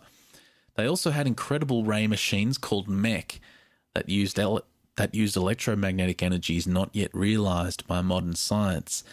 These ray machines were specialized to do functions which could broadcast three-dimensional holographic images that were used to observe events from vast distances. They were telepathic augmenters. They could also heal illness and extend life almost to the point of immortality. Unfortunately, according to Shaver, this utopian society came to an end in the 40th century when they discovered that the sun's radioactive rays were slowly killing them. The mighty race quickly fled Earth's solar system in search of a new home, although some decided to remain behind, taking their chances with the mutating effects of the sun's radiation. Others, however, decided to protect themselves from the sun's harsh rays by moving underground. So in his writing, Shaver described in detail this cave system where these people lived. He said it was incredibly extensive. The possible population could be thousands of times out of the surface of the Earth's. And the caves are connected by broad highways carved through the solid rock for thousands of miles, the whole inner earth being a vastly complicated network of tunnels connecting literally thousands of great caves as large as any surface city, and some so large as to dwarf a New York to insignificance. Now, Shaver said unfortunately moving underground wasn't the perfect solution. Those who stayed in the caves were shielded from the detrimental rays of the sun, but they didn't receive its benefits either. And although they survived and reproduced, most of them were degenerated into a race of psychotic dwarves. And Shaver claimed that he knew all of this to be true because he had personally seen these caves, courtesy of a female cavern dweller named Nydia who had taken a romantic shine to him. Nydia first appeared to Shaver late at night as a holographic projection, beckoning him to follow her. At first, Shaver thought that he was either insane or was seeing a ghost. However, one night he decided to go with the apparition and was led into the night to a hidden doorway on the side of a hill. Once inside, he met the physical Nydia who lived with her family and a small group of underground dwellers. Now, in the 60s and 70s, Shaver began looking for physical evidence of the bygone prehistoric races. Apparently, he found it in certain rocks which he believed were books that had been created by the great ancients and embedded with legible pictures and texts. For years, he wrote about these books, photographed them, and made paintings of the images he found in them to demonstrate their historic importance. He never succeeded in generating attention for his later findings during his lifetime, but in recent years there have been exhibits of Shaver's art and photographs. Now, many researchers actually tried to pin Shaver down on the location of the cave where he was first taken to by Nydia, but Shaver claimed that the Deros, the psychotic dwarves, used their mech rays to confuse his thoughts to such an extent that he was conveniently no longer able to remember the location. Now, others have made claims to have found hidden caves containing secret cities and strange inhabitants, but nothing verifiable has ever been introduced as conclusive evidence. But it is easy to see why Shaver's story achieved the popularity that it did and why it resonated with readers. Practically every society that has existed has had their own myths and legends of underground worlds populated by unusual creatures. Just as the heavens were the abodes of high spiritual beings, gods and angels, the inner earth was home to devils, demons and the dead, the pure and the good above, while the unclean and the evil lay below. If you head on over to the show notes at mysteriousuniverse.org, I'll put links up to Richard Shaver's original stories and allegedly true accounts, and also a link to the current thread in the forums, as well as some other old stories on the inner earth. Actually, there's a couple here taken from the magazine Atlantis Rising. They talk about Timothy Green Beckley, the editor of the Inner Light newsletter, who they say has published more material on Richard Shaver than any other writer or editor outside of Ray Palmer from the original Amazing Stories magazine in the 40s. And Beckley tells of finding a record of these underground beings and their activity in the book Black Range Tales, which was published by James McKenna in 1936. McKenna, who purports to be writing a factual account, tells of observing two Indian maids walk into the wall of a canyon, then reappear with buckets of water.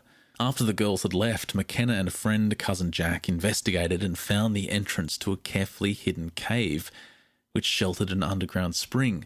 Later that night, cousin Jack awoke, screaming in pain, complaining of someone sticking him with needles. The two men were puzzled to discover that some form of electricity seemed to be present in the canyon and that the current had run through the grass and caused the sensation of needles being pricked into the flesh. At dawn, according to McKenna, the two men resolved to explore the strange cave. They had not penetrated very far, however, before they retreated, sickened by a sulphuric odour, shocked by the sound of a moaning voice crying for mercy, and startled by a find of several human skeletons. The website has another account here of 14 researcher Ronald Calais, who found an account dating from 1770, which relates the experience of a labourer in Staffordshire in England who, while engaged in digging a tunnel, claims to have heard the rumble of heavy machinery coming from behind a large flat stone. Prying the rock aside with his pick, the labourer was amazed to discover a stone stairway that led deep into the ground. Certain that he'd come upon some ancient tomb, the man started down the steps with visions of buried treasure filling his brain. Instead, the man swore he found himself in a large stone chamber with the sounds of machinery becoming louder and a hooded figure fast approaching him with a baton-like object in a raised hand. The terrified labourer fled back up the stone stairway to the safety of the surface world.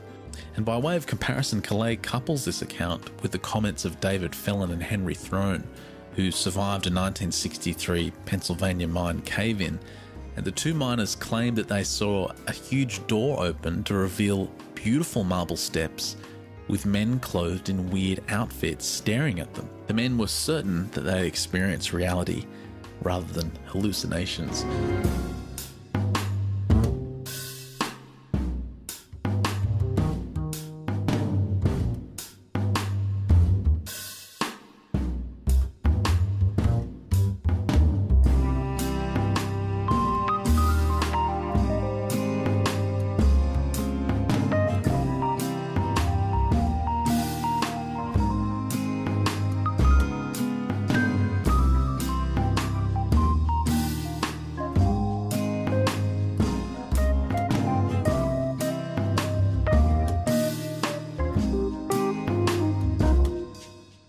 That just about brings us to a close for this episode of Mysterious Universe. Thanks for listening. I've been your host, Benjamin Grundy. Do check out the website at mysteriousuniverse.org. You'll see in the right-hand side there's a podcast link that'll take you to the show notes. You can find links to all the stories we've talked about on this episode. Below that, you'll see a link to the forums. Please join in the discussion. There's a whole range of topics too. You'll also see an email link and a call-in link. Please email in any suggestions for stories, experiences you've had, or just any feedback. Send it through the email link there, and you'll also see the call-in line where you can call in and leave a message, and you can also vote for us on Podcast Alley. That's also in the sidebar. The forums are hosted by Network Designs Inc. Thank you to them for continuing to do so. You can find them at networkdesignsinc.com. They're an ISP in California. And the music you hear on the show is from the IOTA promo net. You can find them at iotalliance.com, and also in the show notes, of course, you can download the majority of the MP3s that you hear being played on the show. Now, a couple of people have asked in the forums where the music player link went. I had to get rid of it just temporarily because it was coming off my internet connection at home. It was streaming out to you guys. It was just killing my connection here when too many people got on, so I'm kind of looking for a more permanent solution. So the music player that was on the site will be back. It's just down temporarily. Now, last but not least, if you're a new listener and you like what you hear and you'd like to hear more, you can become a premium this week. It's only $5 a month. You can sign up by going to mysteriousuniverse.org and clicking on the premium membership button right at the top of the sidebar. You get an extended edition of this show and 2 episodes of Mind Shots every week, which is a shorter show. Do so and you will be as happy as this man. Hi, Benjamin. This is Steve from Chicago. I just wanted to say that I've been a listener of Mysterious Universe basically since the podcast started, and believe I became a premium member basically when you about a week after you introduced that, and I'm loving my premium membership. And I just wanted to say, keep up the good work. I listen to your podcast every morning on my way to on my commute to work every morning, and keep up the good work. Take care. Thanks for calling in, Steve, and I didn't pay him to say that. Speaking of the premium edition of the show, if you are lucky enough to be a premium member, there's more coming up for you after the break. We're going to look at some excerpts from an interview with June Crane, who again allegedly handled some of the wreckage from the Roswell crash and various other crashes around that time in New Mexico. And she also did dictation work and translation work for some of the scientists and German scientists that were allegedly working on some of these crafts. So we're going to take a look at that very soon for you guys. For everyone else, thanks for joining us. Have a wonderful week, and I'll join you soon for episode 66 of Mysterious Universe. Take care. Hey, le Redeem, il est beau pour les manies là-bas. Le Redeem qui nous emmène nous guide. No matter où on est, on tosse, on réveille les bannis, on éveille la foule, la partie. Yeah man, hey. Faut capter ça. Yeah man, hey, hey. Le rhythm il est beau, beau pour les mamies. Le rhythm il nous mène nos gars, oui. Et nous met de haut ton réveil les badis. On éveille la foule pour la partie. Et le rhythm il est beau, beau pour les mamies. Le rhythm il nous mène nos gars, oui. Et nous met de haut ton réveil les badis. On éveille la foule pour la partie. Ce gars dit oui, c'est tout un Harvey. Je vois la sage fiche, t'es demandé ton avis. C'est la bonne partie, original t'arrive. RAF crie pour les massifs, oui. Tu sais mon ami. Raga m'a fait pas de maquette tous les bas hauts. Quand les bêtes de la wad, bah ça fait tirer ce go. Pour les mains de Mac, qui mène les micros, qui va la disco. Don't get them on to the players in the bar. Tu vois, tu le bas original. Hey, hey. Allez, allez, allez, allez, allez.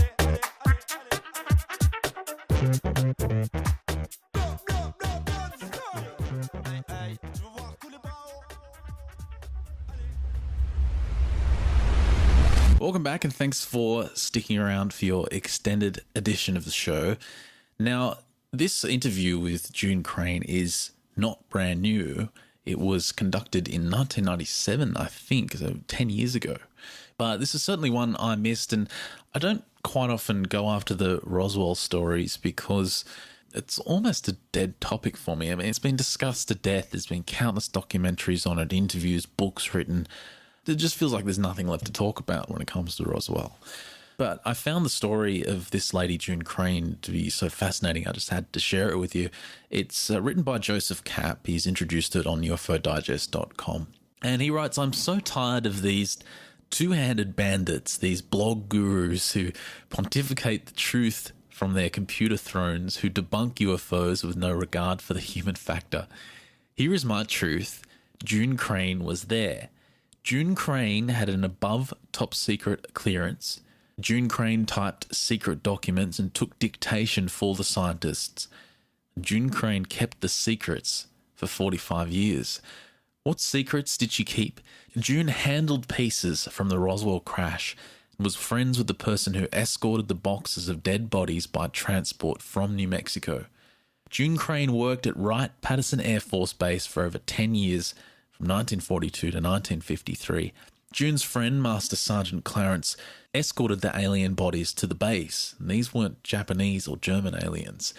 June was there, watching as the engineers almost rolled on the floor laughing about the balloon cover story. The new management is probably still laughing. What were the details? June knew that there were pieces of spaceships. She personally handled the fragments. The scientists and military liked June. She was pretty, smart, and took no bull. She started working at Wright Field when she was 17. She was tough. She told one colonel to kiss her ass when he tried to skirt some rules. She was also instrumental in catching a spy. Now, when June came forward with this information, she came forward anonymously. She did this because the media and the Air Force made fun of the Roswell spaceship crash theory. She was getting very old and took it personally, perhaps because she personally handled a piece of the craft. 7 years later, she came forward publicly. She did so because the Air Force then claimed that the alien bodies were parachute test dummies. June worked with the parachute corps at Wright Field, and she knew that was a lie. She loved those guys and watched one test where many soldiers died. This high mortality test was kept secret. Even though 7 years had passed, the story June first leaked remained the same. No matter what these skeptics and armchair quarterbacks like me say, some things are burned into your memory and you do not forget them.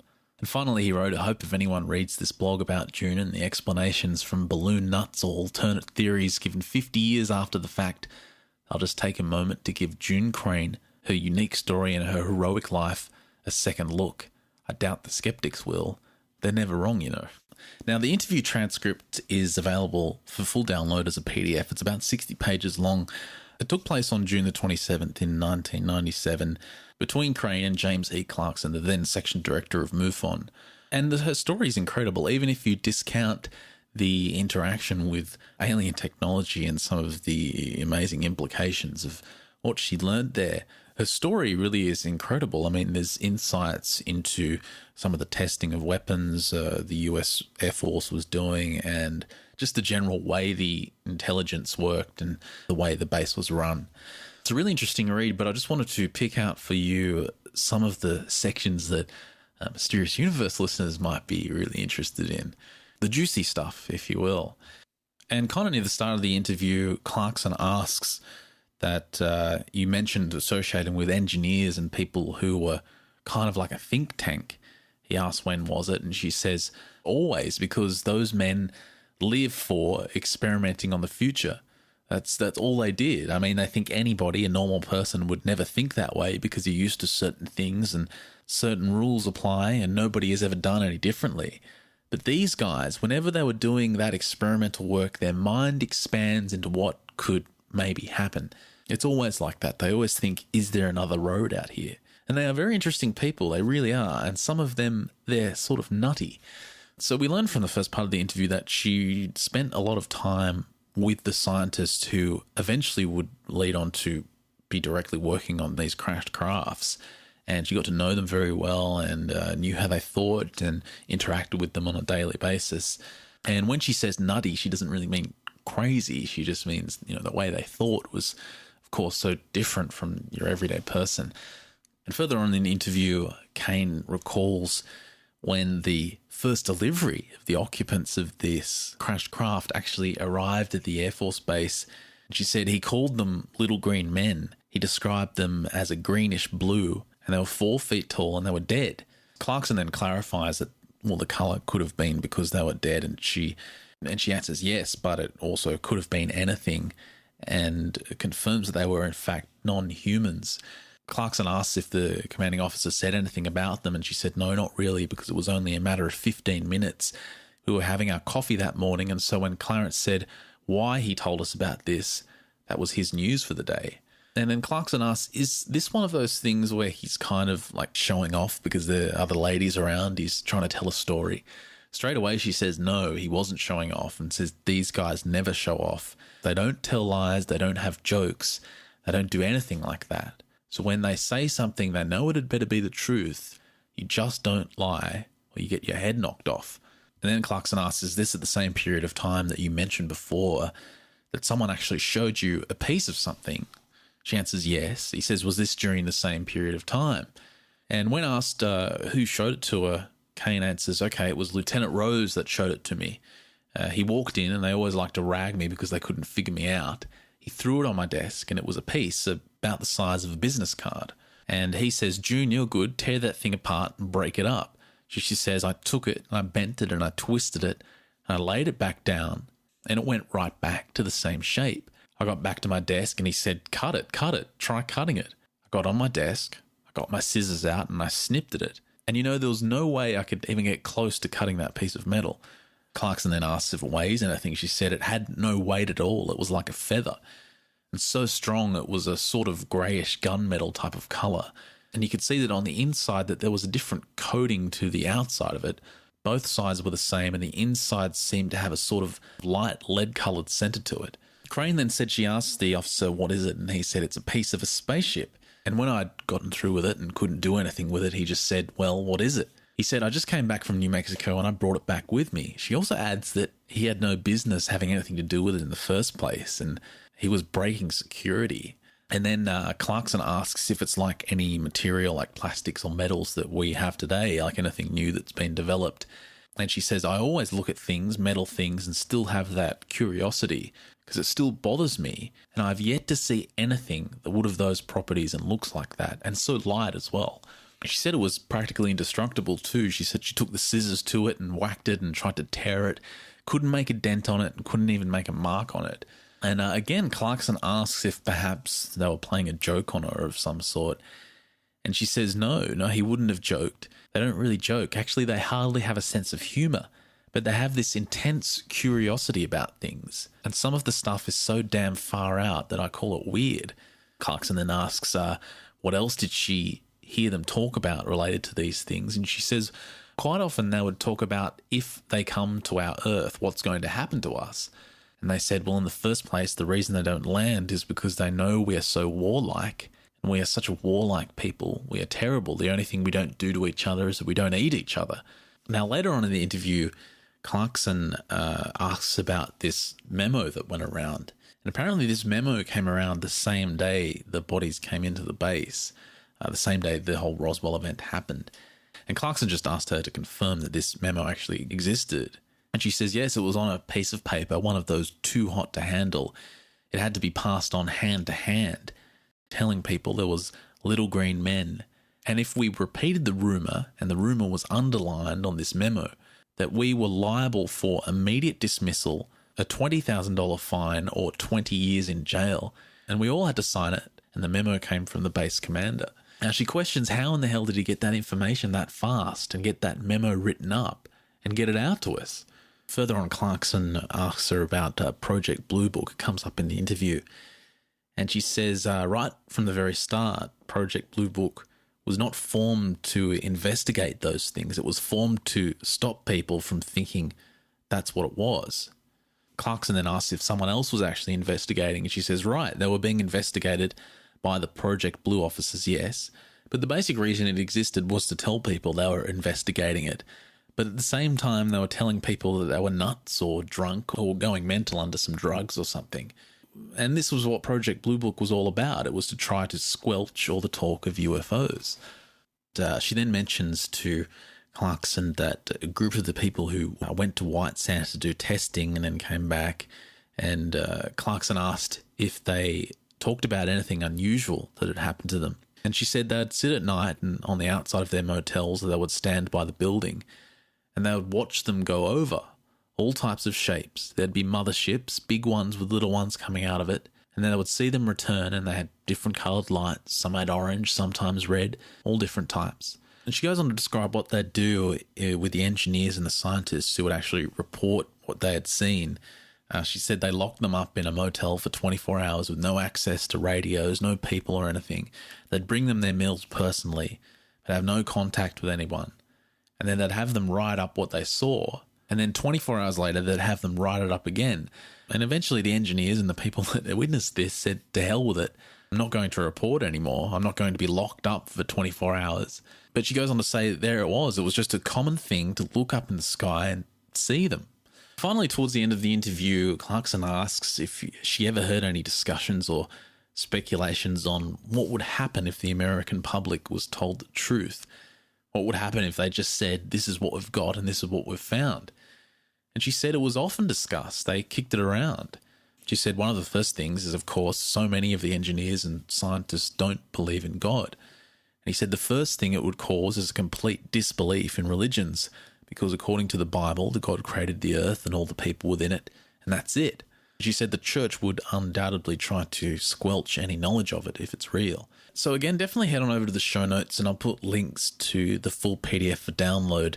It's a really interesting interview. Actually, right after that question's asked, it gets into a discussion not generally related to UFOs, but she did dictation for Werner von Braun, the Nazi scientist brought over by the Americans to develop the first rockets. Above all, some fascinating whistleblowing on the UFO phenomenon and an interesting insider account on the whole Roswell crash of 1947 and others that followed. And that's about it for our extended edition. Thanks for tuning in. Be sure to listen to Mind Shots on Monday. I may have an announcement of a new toy for you guys to play with, something that will go hand in hand with the forums and the website. And until then, enjoy the rest of your weekend, and I'll speak to you soon. But I was chilling on a sunny afternoon, knowing I would have to do something soon. My alibis of faithfulness were slipping into the sea. I got to be, and in our minds we seek to be divine, but in our hearts we know it's party time. The compromise is pleasing all the same. I want to know your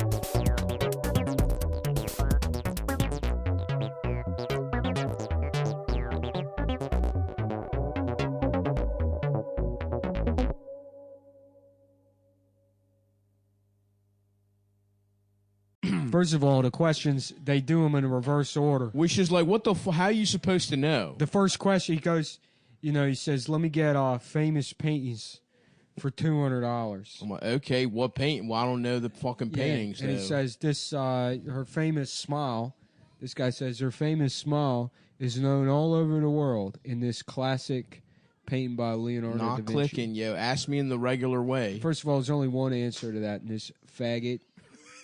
Yo, yeah, your boyfriend Leonardo paints for you, yo. Yeah, first of all, there's only one answer to that one, and I'm not gonna say it. Yeah, but I may have already done. Yeah, oh yeah, fuck, yeah. The fucking counselor said we're not supposed to say slurs no more. I'm by the rules of my probation. Fuck, yo. I got caught stealing car batteries. And I can't call people gay no more. They said no more slur. They charged me with a hate crime for calling everybody a faggot at the Napa while stealing batteries out the back. And how did I know they was all gay? Yeah. I was just calling them that because they called the fucking police on me. Yeah. Come to find out, them were all fucking gay. It's a gay Napa. It's a gay Napa. They did a Now This, a little 16-second video about it. I keep being called out by that Now This company. Every 2 weeks they got me on there. They got a new fucking video about my God. Video of me saying some shit like we ain't all been mad before. Yo, you put the deed to your grandfather's house on the Ravens beating the Browns. You're gonna say the N-word a couple times when it doesn't come in. The Panera Bread. Yeah, that motherfucker was looking at me, yo. That little, and I don't care what people say. Chinese people can read people's minds. They can read. They should go on that Epperty show. They should go on Epperty. Yo, I was watching Epperty the other day. This my face says. I fucking love Epperty, yo. This famous orange bridge, and I was like, boop boop boop, the Garfield Bridge. Yep. Mm-hmm. No, turns out. Come to find out, ain't even no Garfield Bridge in the world. Bridge. It's the Golden Gate Bridge. First of all, bitch, then why is it called Golden? Yeah. It should be which Golden Bridge is famous. No gate. There's no gate. Ain't no fucking gate there. Your options are gate or bridge. You chose bridge.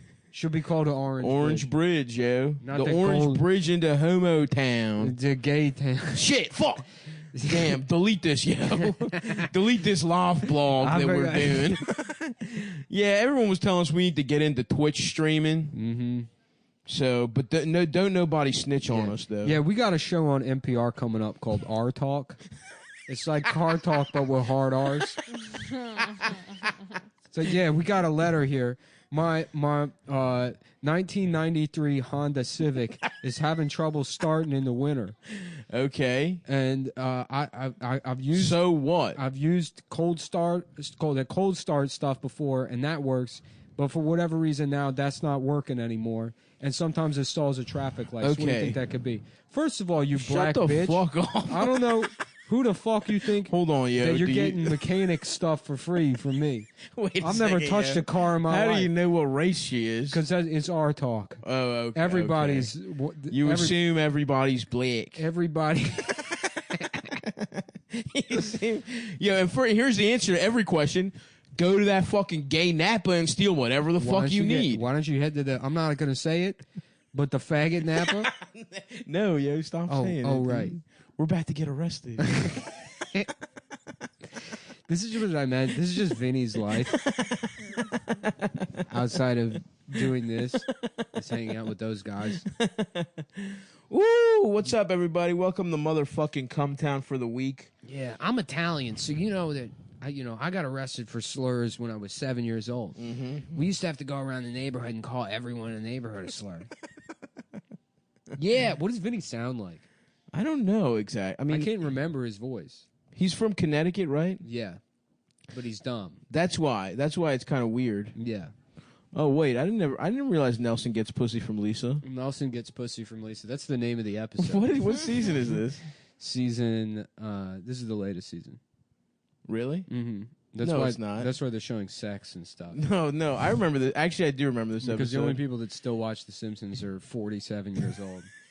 They're like, yeah, I still watch this and SNL. That's right. And oh, that's right. She finds out that he's from a broken home and shit, and she like empathizes with him. no, she likes him because he's rude. Oh, Yeah, she doesn't care. The broken home thing turns her off. whoa, really? Yeah, So Lisa's a bitch. she's a bitch. Is this the episode of television you watch every day? Oh, me? Yeah, Why? because they love a guy because he's rude. Oh, no. I You just have it on loop. First of all, everywhere. I'm not making a decision to be rude. I just don't know the rules. You know, it's not like you wouldn't call Chinese people rude because they let their Yes, you kids would. shit and piss inside. Yes, you do, and you would do it often. No, that's their culture. I'll call them rude for that. Yeah. I'll take a stand. I don't know. If some Chinese guy wants to pull turds out of his son's ass with chopsticks in the middle of Kohl's. Okay. You had to throw chopsticks in there, didn't you? I had to.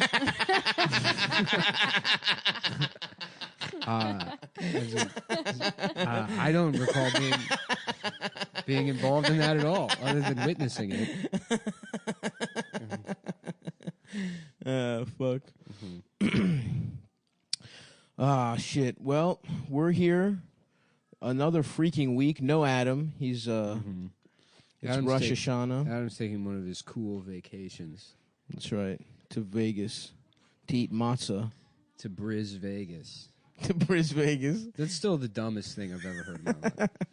Shout out Briz Vegas, Yeah. Brisbane, Australia. We call it Briz Vegas. Yeah, well, we're not gonna. You guys can continue calling it that, but that's fucking dumb. Yeah, it doesn't. There's no pun. There isn't. You just shoved the first half of your It doesn't make any sense. Briz Vegas. That was always made me laugh. It's like right around when our women funny debate started happening, they came up with that word mansplaining, which is like that sounds nothing like explaining. No. It doesn't work on any level. Splain though is hard. You should have hired a comedy writer to come up with. What would you have gone with? Sex-splaining? But that still involves. That sounds like it's about But it fucking. makes more sense in terms of What about mech-splaining? like when a Mexican is. is Explaining something. he's like, well, there's corn and then there's flour, and the corn ones are better for breakfast, but the flour ones are. Good I mean, for he dinner. could be. I guess he could be explaining anything, you know. But I guess probably tortillas. I like also. to go up to Rebecca Traister and I tell her, like, listen, you're probably too much of a dumb woman to know that the corn ones, the corn ones are for breakfast, and she's just reading a book on the train. The flour ones are for dinner.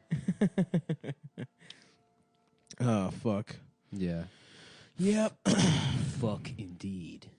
I was just in freaking Kentucky, Yeah. Louisville. Louisville. Louisville.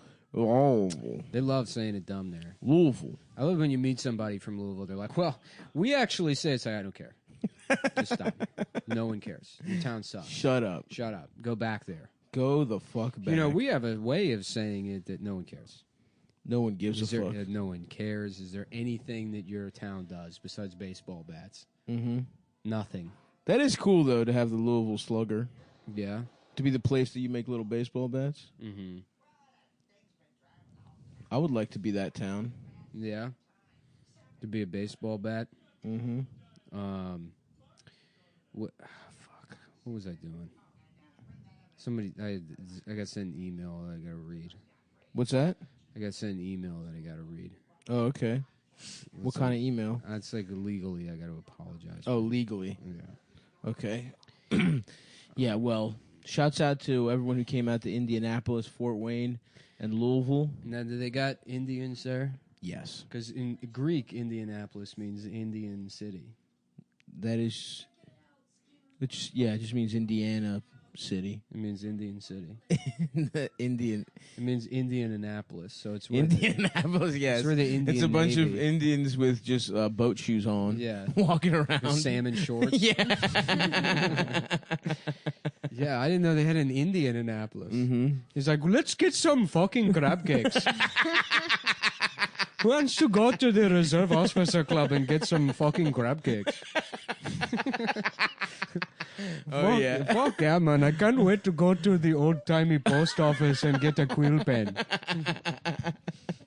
I'm trying to sail my boat. Yeah. No, I'm from Indian Savannah Park. I'm from Indian Glen Burnie. I am... Oh, we struck a rich vein here, brother. Yep. Finally, they've met, dude. An intersection. We get to do Maryland. Wow, dude. This podcast just bought itself 2 extra years of life. From Indianapolis. From saying Maryland stereotypes in an Indian voice. Oh, hell yeah. They got this show Jeopardy on TV. Just redo the first 2 minutes. These faggot knows the answer to Do the not question. say the F. Oh, right. Do not because we are being... They will send me to Yale. Yale. They will send me to Yale for doing it.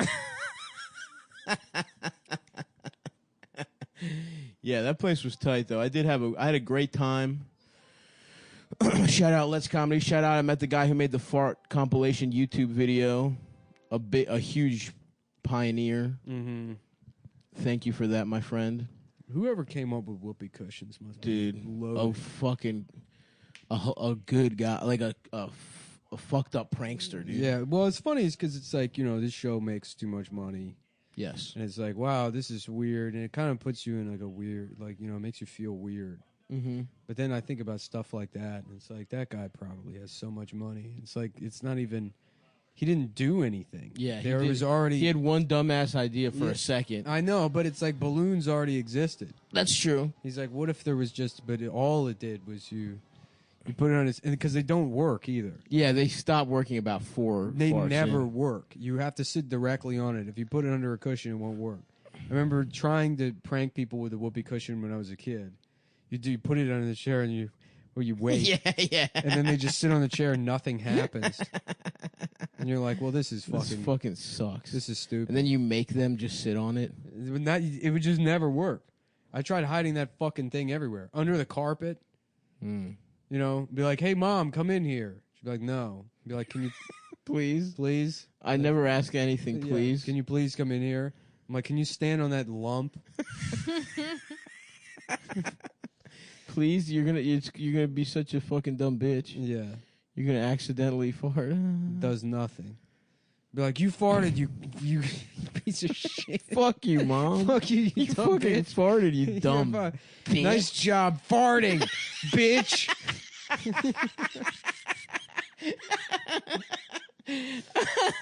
What did you fucking fart, you idiot? You're so You stupid. fucking stupid You're piece fucking- of shit. You're stupid. Go back to supporting my life. I'm glad you got a divorce. I'm glad you're Go back to drinking in the kitchen, I'm bitch, glad but you're alone. I'm glad you're experiencing a divorce right now. Fucking farting. Fucking farting ass bitch. Yeah, that's how you wanted it to work, but it just didn't work like that. That's how you wanted it to go down. Of course. All you wanted was for that to happen, for you to say those things uninterrupted. For about 7 minutes, just tee off on your recently divorced mother. Just to fuck her ass up for farting.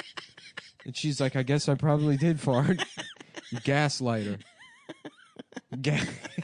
Gaslight your mom with the whoopee cushion. Oh, yeah. Mm-hmm. That is the problem with whoopee cushions, man. Uh-huh. That whole thing we just said. Yeah, she's like, I don't think I farted. You're like, well, maybe it came from your pussy. Your divorced pussy. How do you even... You're 6 years old. How do you know these things? How do you even know... Shut the fuck up. Shut up. Shut up, or I'm going to tell the arbitrator that you beat me. I'm gonna admit you farted out of your pussy, or I'm gonna tell them you hit me. I'm gonna sign an affidavit. I'm gonna file an America's brief, a friend of the court, that says that you beat me. I've got it in my prankster kit. It came right next to the whoopee cushion. It came with the whoopee cushion. It's affidavit already signed and notarized that your parents beat you. And child abuse. Affidavit. Make your parents' divorce worse with the sneaky devil prankster kit. There's a whoopee cushion and a signed affidavit declaring that whether you put your mom or your dad's name in here so that it says they beat you. Buy the special molestation add-on that comes with a hand buzzer. Just like Harriet the Spy. And use these doctored photos of your dad getting a blowjob from the babysitter. Just cut and paste your dad's face. Just get a picture of your dad with the included Polaroid camera and use the double-sided tape to paste his dad's face. And then use these pre-stamped envelopes to mail them to your mom. With a note that says, just felt like you should know. Just wanted to do pranks to your parents. Kids only. Kids only. Only kids allowed. Parents, if you're in the room, walk out right now. Parents are not allowed to watch this commercial. Yeah, dude. That's a good product. The little little devil prankster kit. Uh-huh. It's a suction cup to put hickeys on your mom's neck while she's asleep before your dad gets home. And this is just a little cocaine to put in her coffee so she fails her drug test. So she gets fired from her secretary job.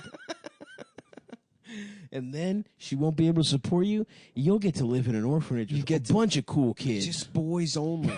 Playing Genesis all day long. Doesn't that sound great? Doesn't that sound cool? There's Sega Saturn at the orphanage. It's just a product of the guy who owns the orphanage that molests children created. They just have it overrun with young, mischievous boys. You can the coolest, Made by Haim Saban. The coolest prank. Now introducing the fake mammogram results collection. You can sneak into your mom's at the doctor. Sneak into your You mom's. make her think she has breast cancer, and then a note from your dad that says that's why he left. It's because he doesn't want. He already knew. The idea of your mom's breast being sick disgusts him. He's disgusting. All of that and more in the deluxe Little Pranksters Kid. Prank helping kids be the baddest boys. The kids only. Parents, no, not allowed. No one watch. Parents don't watch. It's a vault. There's a vault with a combination lock on the outside. Only kids know the It combination. says kids rule. Ritalins. You have to be on Ritalin to use this. Tell your mom you're gonna keep setting fires in the school trash can until you get. If you don't get this if you little don't kid. get this kit and a sweet prescription to Ritalin, that you need Ritalin every day. Every day you need Ritalin medicine and the prankster kit. Oh fuck! Did you ever? They ever put you on that shit, my man? Nah. Really? Yeah, my mom was like an anti-vaxxer, dude. Nice. I wasn't on shit. But they wanted to, huh? Oh yeah. Oh yeah. They're like, he is severely retarded. They wanted to zonk your my ass mom's out. my mom's like, I have breast cancer and my pussy won't stop farting. I don't need this right I know. now. I can't listen to this. Every week I get a new picture of my ex-husband getting a blowjob. So Child Protective Services keeps observing me for some reason. Yeah, mailing them to me, and there's just signed affidavit after signed affidavit. Just don't put him on any drugs, okay? No more Ritalin. Yeah, they tried to put my little brother on that shit. He was a rowdy boy. Yeah.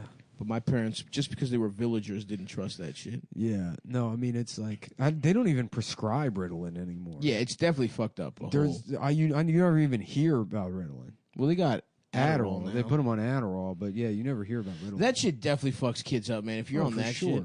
Yeah. I take that shit every once in a while just to fucking focus, and I feel like I'm fucked up for like 2 days afterwards. Yeah, it's not good for you. You can't sleep that day. Like, how the fuck do those kids sleep if they take it every goddamn day? I don't think they do. Yeah. Yeah. They're just up, jittering. Yeah, it's fun. My cousin was just on candy growing up. On what? He used to eat so much candy. Oh, yeah. That kid, it's amazing he doesn't have diabetes now. Damn. He was always like hyperactive and shit because he was just constantly had like a fucking jawbreaker Hell yeah. that was like in like a bag from the grocery store. Mm-hmm. So he was just like, my memory of him as a kid is just drooling all over his shirt and this fucking like jawbreaker in a bag turned inside out like he was That's carrying disgusting, dog shit home. dude. Yeah. And he just not even a Ziploc, like a plastic No, like grocery bag. yeah, like you picked up turds off the sidewalk bag and you just sucking on that. Let's play Nintendo. That's so fucking weird. Yeah. Why? I don't know, man, but he was just so hyper. Was he fat? No, not at all. Rail thin. Damn. Yeah, I mean he's kind of fat now, but I mean he's 30. Yeah. Yeah, that's the ideal, you know. Grow up skinny, become fat? Oh yeah, because it's like you are fine. You got the best years in. Yep. You know, it's like, you know, people are like, oh well, those people that are naturally thin when they're younger, they get fat when they're older. Like, oh, you mean after yeah. Yeah. Had sex? Yeah, so I'll be in shape while my like eyes are throbbing constantly, and it's harder to think. But hey, at least I'm in good shape now. Yeah. Instead of when my personality was being formed. Mm-hmm. You know. Yeah, it would have made me a normal, sort of likable person. Yeah, right. Who didn't hold a grudge against the entire world Just for a the way bitter they treated piece me. of shit. My only escape is making jokes about your mom having breast cancer, about pranking your mom into thinking she has breast cancer. To stop me from actually doing it. Can I borrow a feeling? Damn. What do you say, Luann? Poor Millhouse's dad. Will you fuck my ass? Will you fuck my ass, Luann? Can you fuck my ass? That's right. Yeah. Mm-hmm. Mm-hmm. That is correct. The Simpsons Part 2. Millhouse's dad gets pegged by his mom. We're redoing after every their episode divorce. and making it even funnier. Look, we all love The Simpsons. We're going back to the classic Simpsons. We're taking another crack at some of these screenplays. Yeah, we're just punching up the old these scripts. those old flawed Simpsons. Look, episodes. they had a bunch of Harvard hoity-toity fucking assholes. Yeah, why don't we we're get some- taking it blue collar blue style. collar, real blue collar guys make 9 times as much as the original writing staff. But the important thing is, we still think being gay in and of itself is a joke. Yeah, being blue collar is all about fucking just really Homophobia. sticking it to the fags.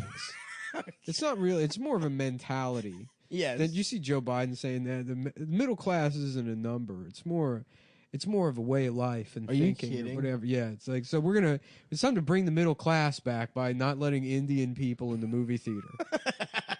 Or whatever your definition of the middle class is that doesn't involve any kind of economic analysis. I cannot believe that motherfucker is. And it's still funny, running. it's because that shit works on people. It works on liberals that don't realize that they're They're rich, extremely yeah. racist. No, not that they're rich. Oh.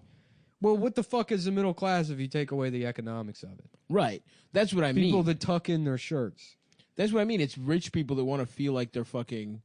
They're a regular ass person. I think it's more people that like used to do okay in the fucking 90s and then the bottom fell out and then they can't admit that it's like, no, you were a loser that was propped up by a fake economy. Right. So you're like, oh no, we can get back to that. It's like, no, you don't have any skills. Yeah. You never had it. You could be a middle management guy that fucking did like smiled at people and be like, keep working on those spreadsheets, whatever the hell those are. Right. 200,000. Remember back in the 90s when like jobs were so good that there would be guys that would just go in and murder everyone in their office? You don't hear about office shootings anymore. You think it's because the jobs were good and he Well, was mad he lost it? It was the economy was so good then that like jokers had middle management positions. Guys are like now the profile of the shooter, like he was I crazy see. because he Yeah. just fucking, he lived with his mom and he was an incel. It's like, no, that guy still would have shot a place up. It's just he would have been earning $80,000 a Right. year at fucking Had a little Goldman. apartment. Yeah. That is true. Yeah. Yeah, you don't hear about workplace shootings because of the economy. Yeah. That's why we need Everybody to, wants those jobs now. Everybody, you know, you don't have to worry about somebody shooting up an office anymore. Right. Because they're like, well, fuck, if I shoot up this office, I'm going to afford, Yeah. my $38,000 a month rent. Just living in a villa. Yeah. Living in a fucking 4 swimming pool ass villa. Yeah. That's what I want. A lot of overhead. I want one of those, those mansions with like a marble swimming pool. Hell yeah. And I just wait in there with all the steam for somebody to garrote me. Just come up and kill me. I want my initials in the bottom of the pool. Yeah. And then you look up from an aerial view and you just see big ass SH. Yeah, GSH. Mm-hmm. Wait. What? GSH. No, your initials. No, that's my initials are SH. No, my name is Stavros Halkis. Gay There's Stavros no Halkis. what? Are you fucking serious? Oh, I'm dude? sorry, man. The contractors already did the pool. Fuck! How much is it gonna cost to fix You it? can't because the water's already in there. There's no way to. You can't take the water out. Fuck.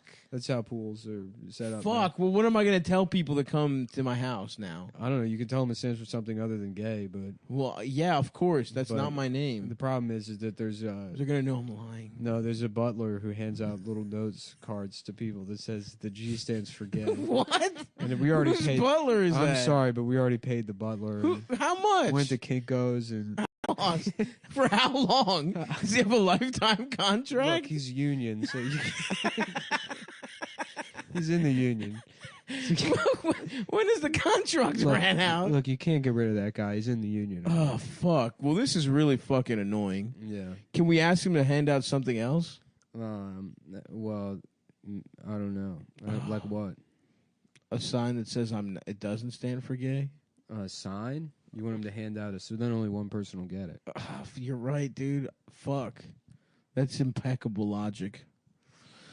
Well, I suppose I'm gonna have to tell people my first name is Gay and my middle name is Stavros from now on.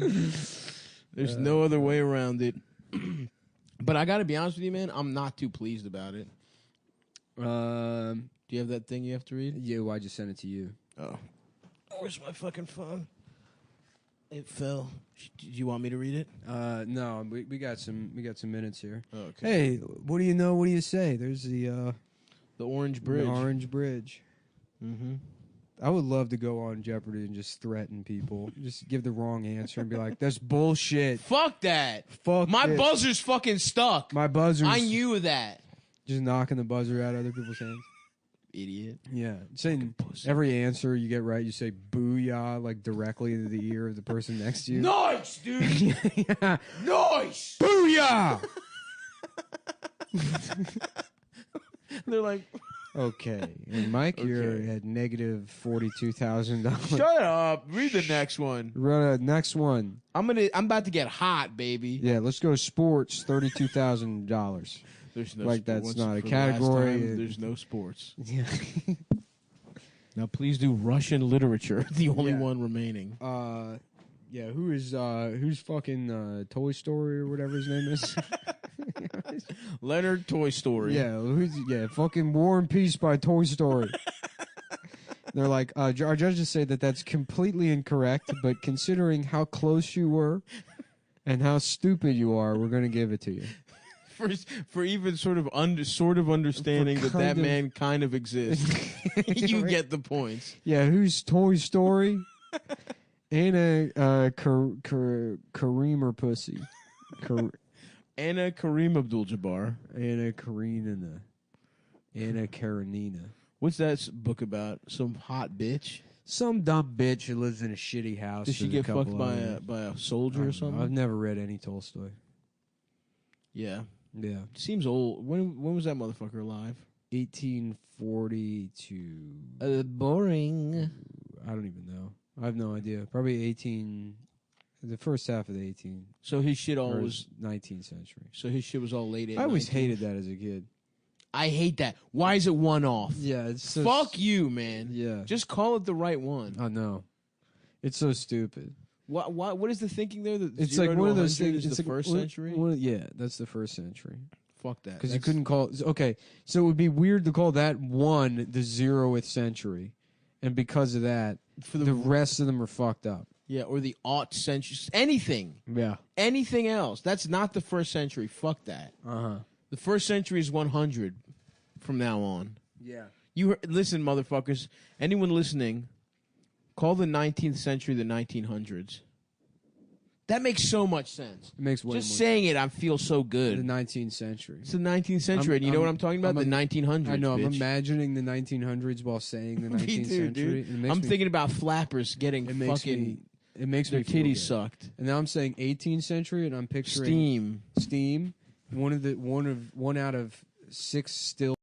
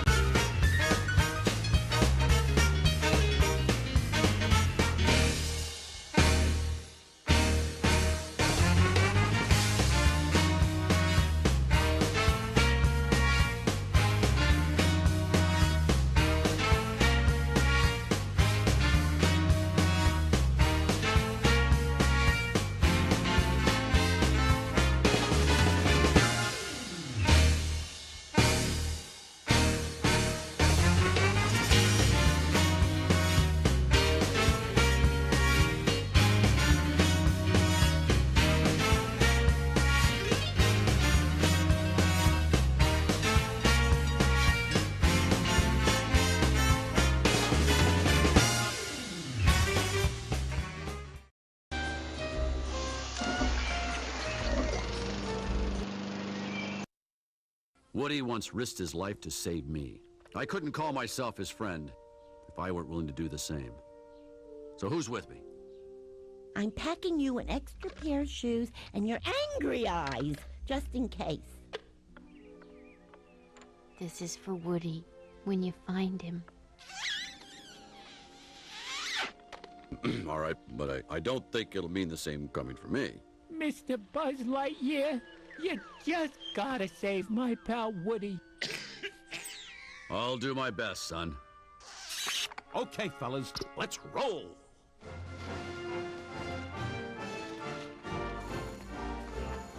Geronimo! You'd think with all my video game experience, I'd be feeling more prepared. Oh! The idea is to let go. We'll be back before Andy gets home. Don't talk to any toy you don't know! To El's Toy Barn and beyond!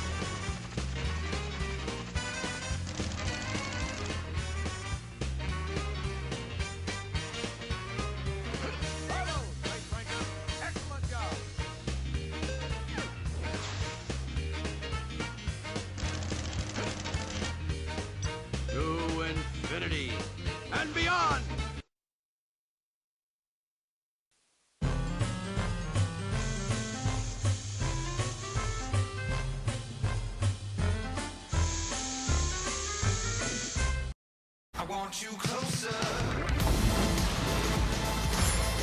This machine is going to change the world. This is the best place ever. This is insane.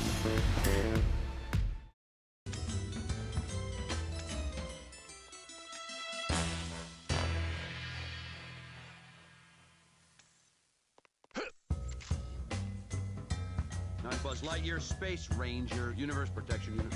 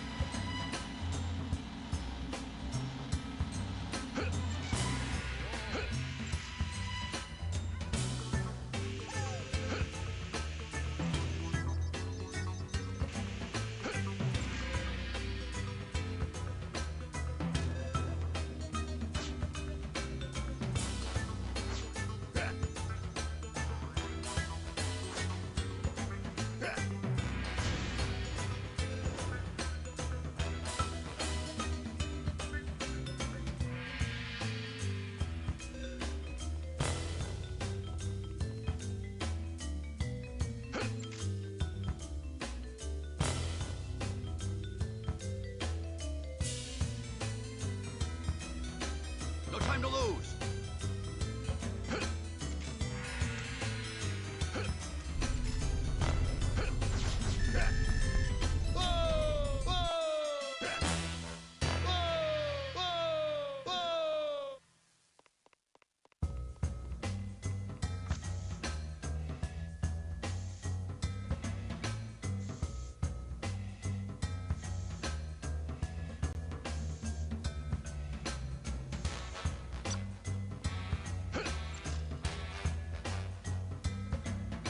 I'm Buzz Lightyear Space Ranger Universe Protection Unit.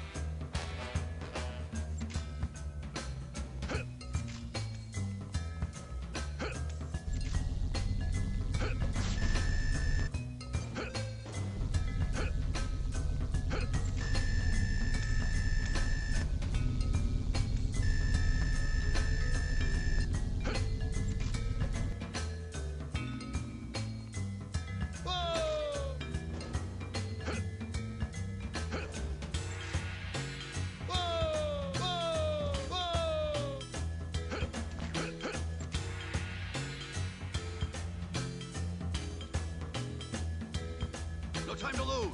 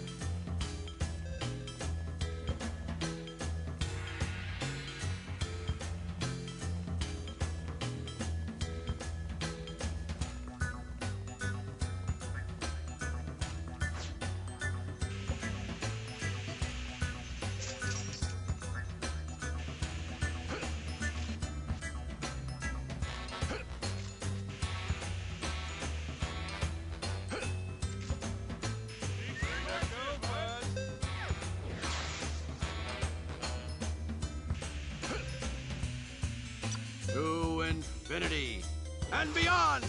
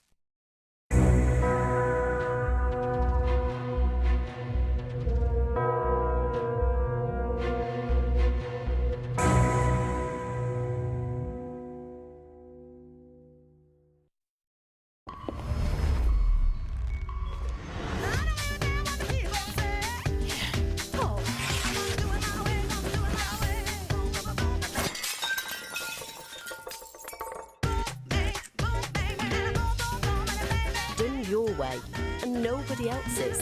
Dunno.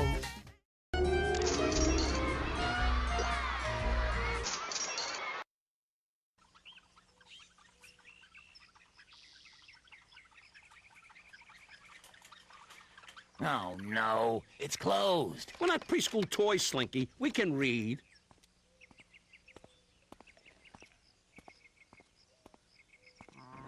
Hey, Joe, you're late. We got a ton of toys downloading. All right, I'm coming. All right, let's go. But the sign says it's closed. Come on. Open. No. All together. Now!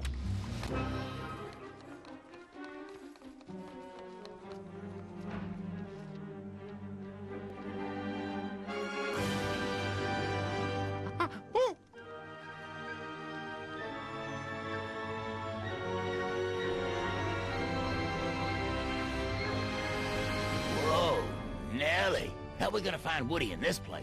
Look for Al. We find Al, we find Woody. Now move out!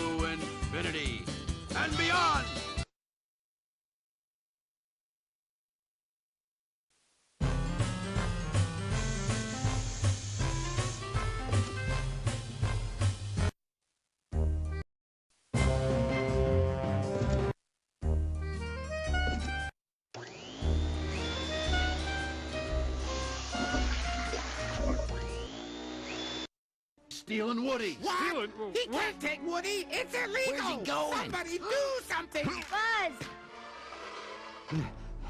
Get him, Buzz.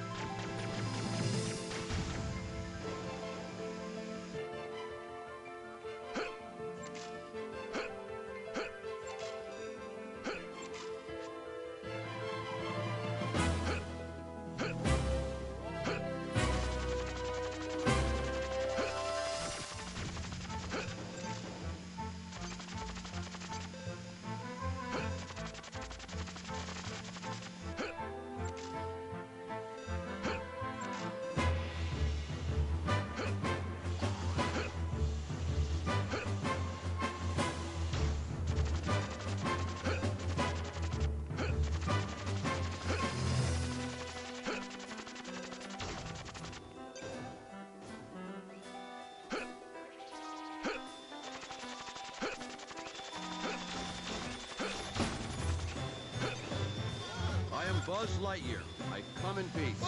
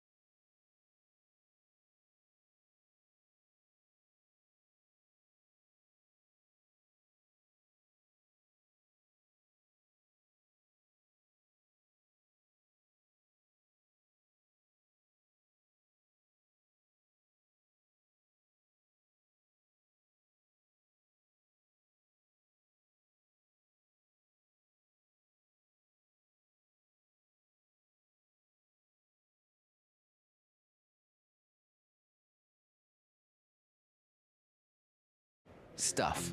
We love stuff, and there's some really great stuff out there. But I doubt that any of us will look back on our lives and think, I wish I'd bought an even thinner TV, found a lighter light beer, or had an even smarter smartphone. Do you think any of us will look back in our lives and regret the things we didn't buy?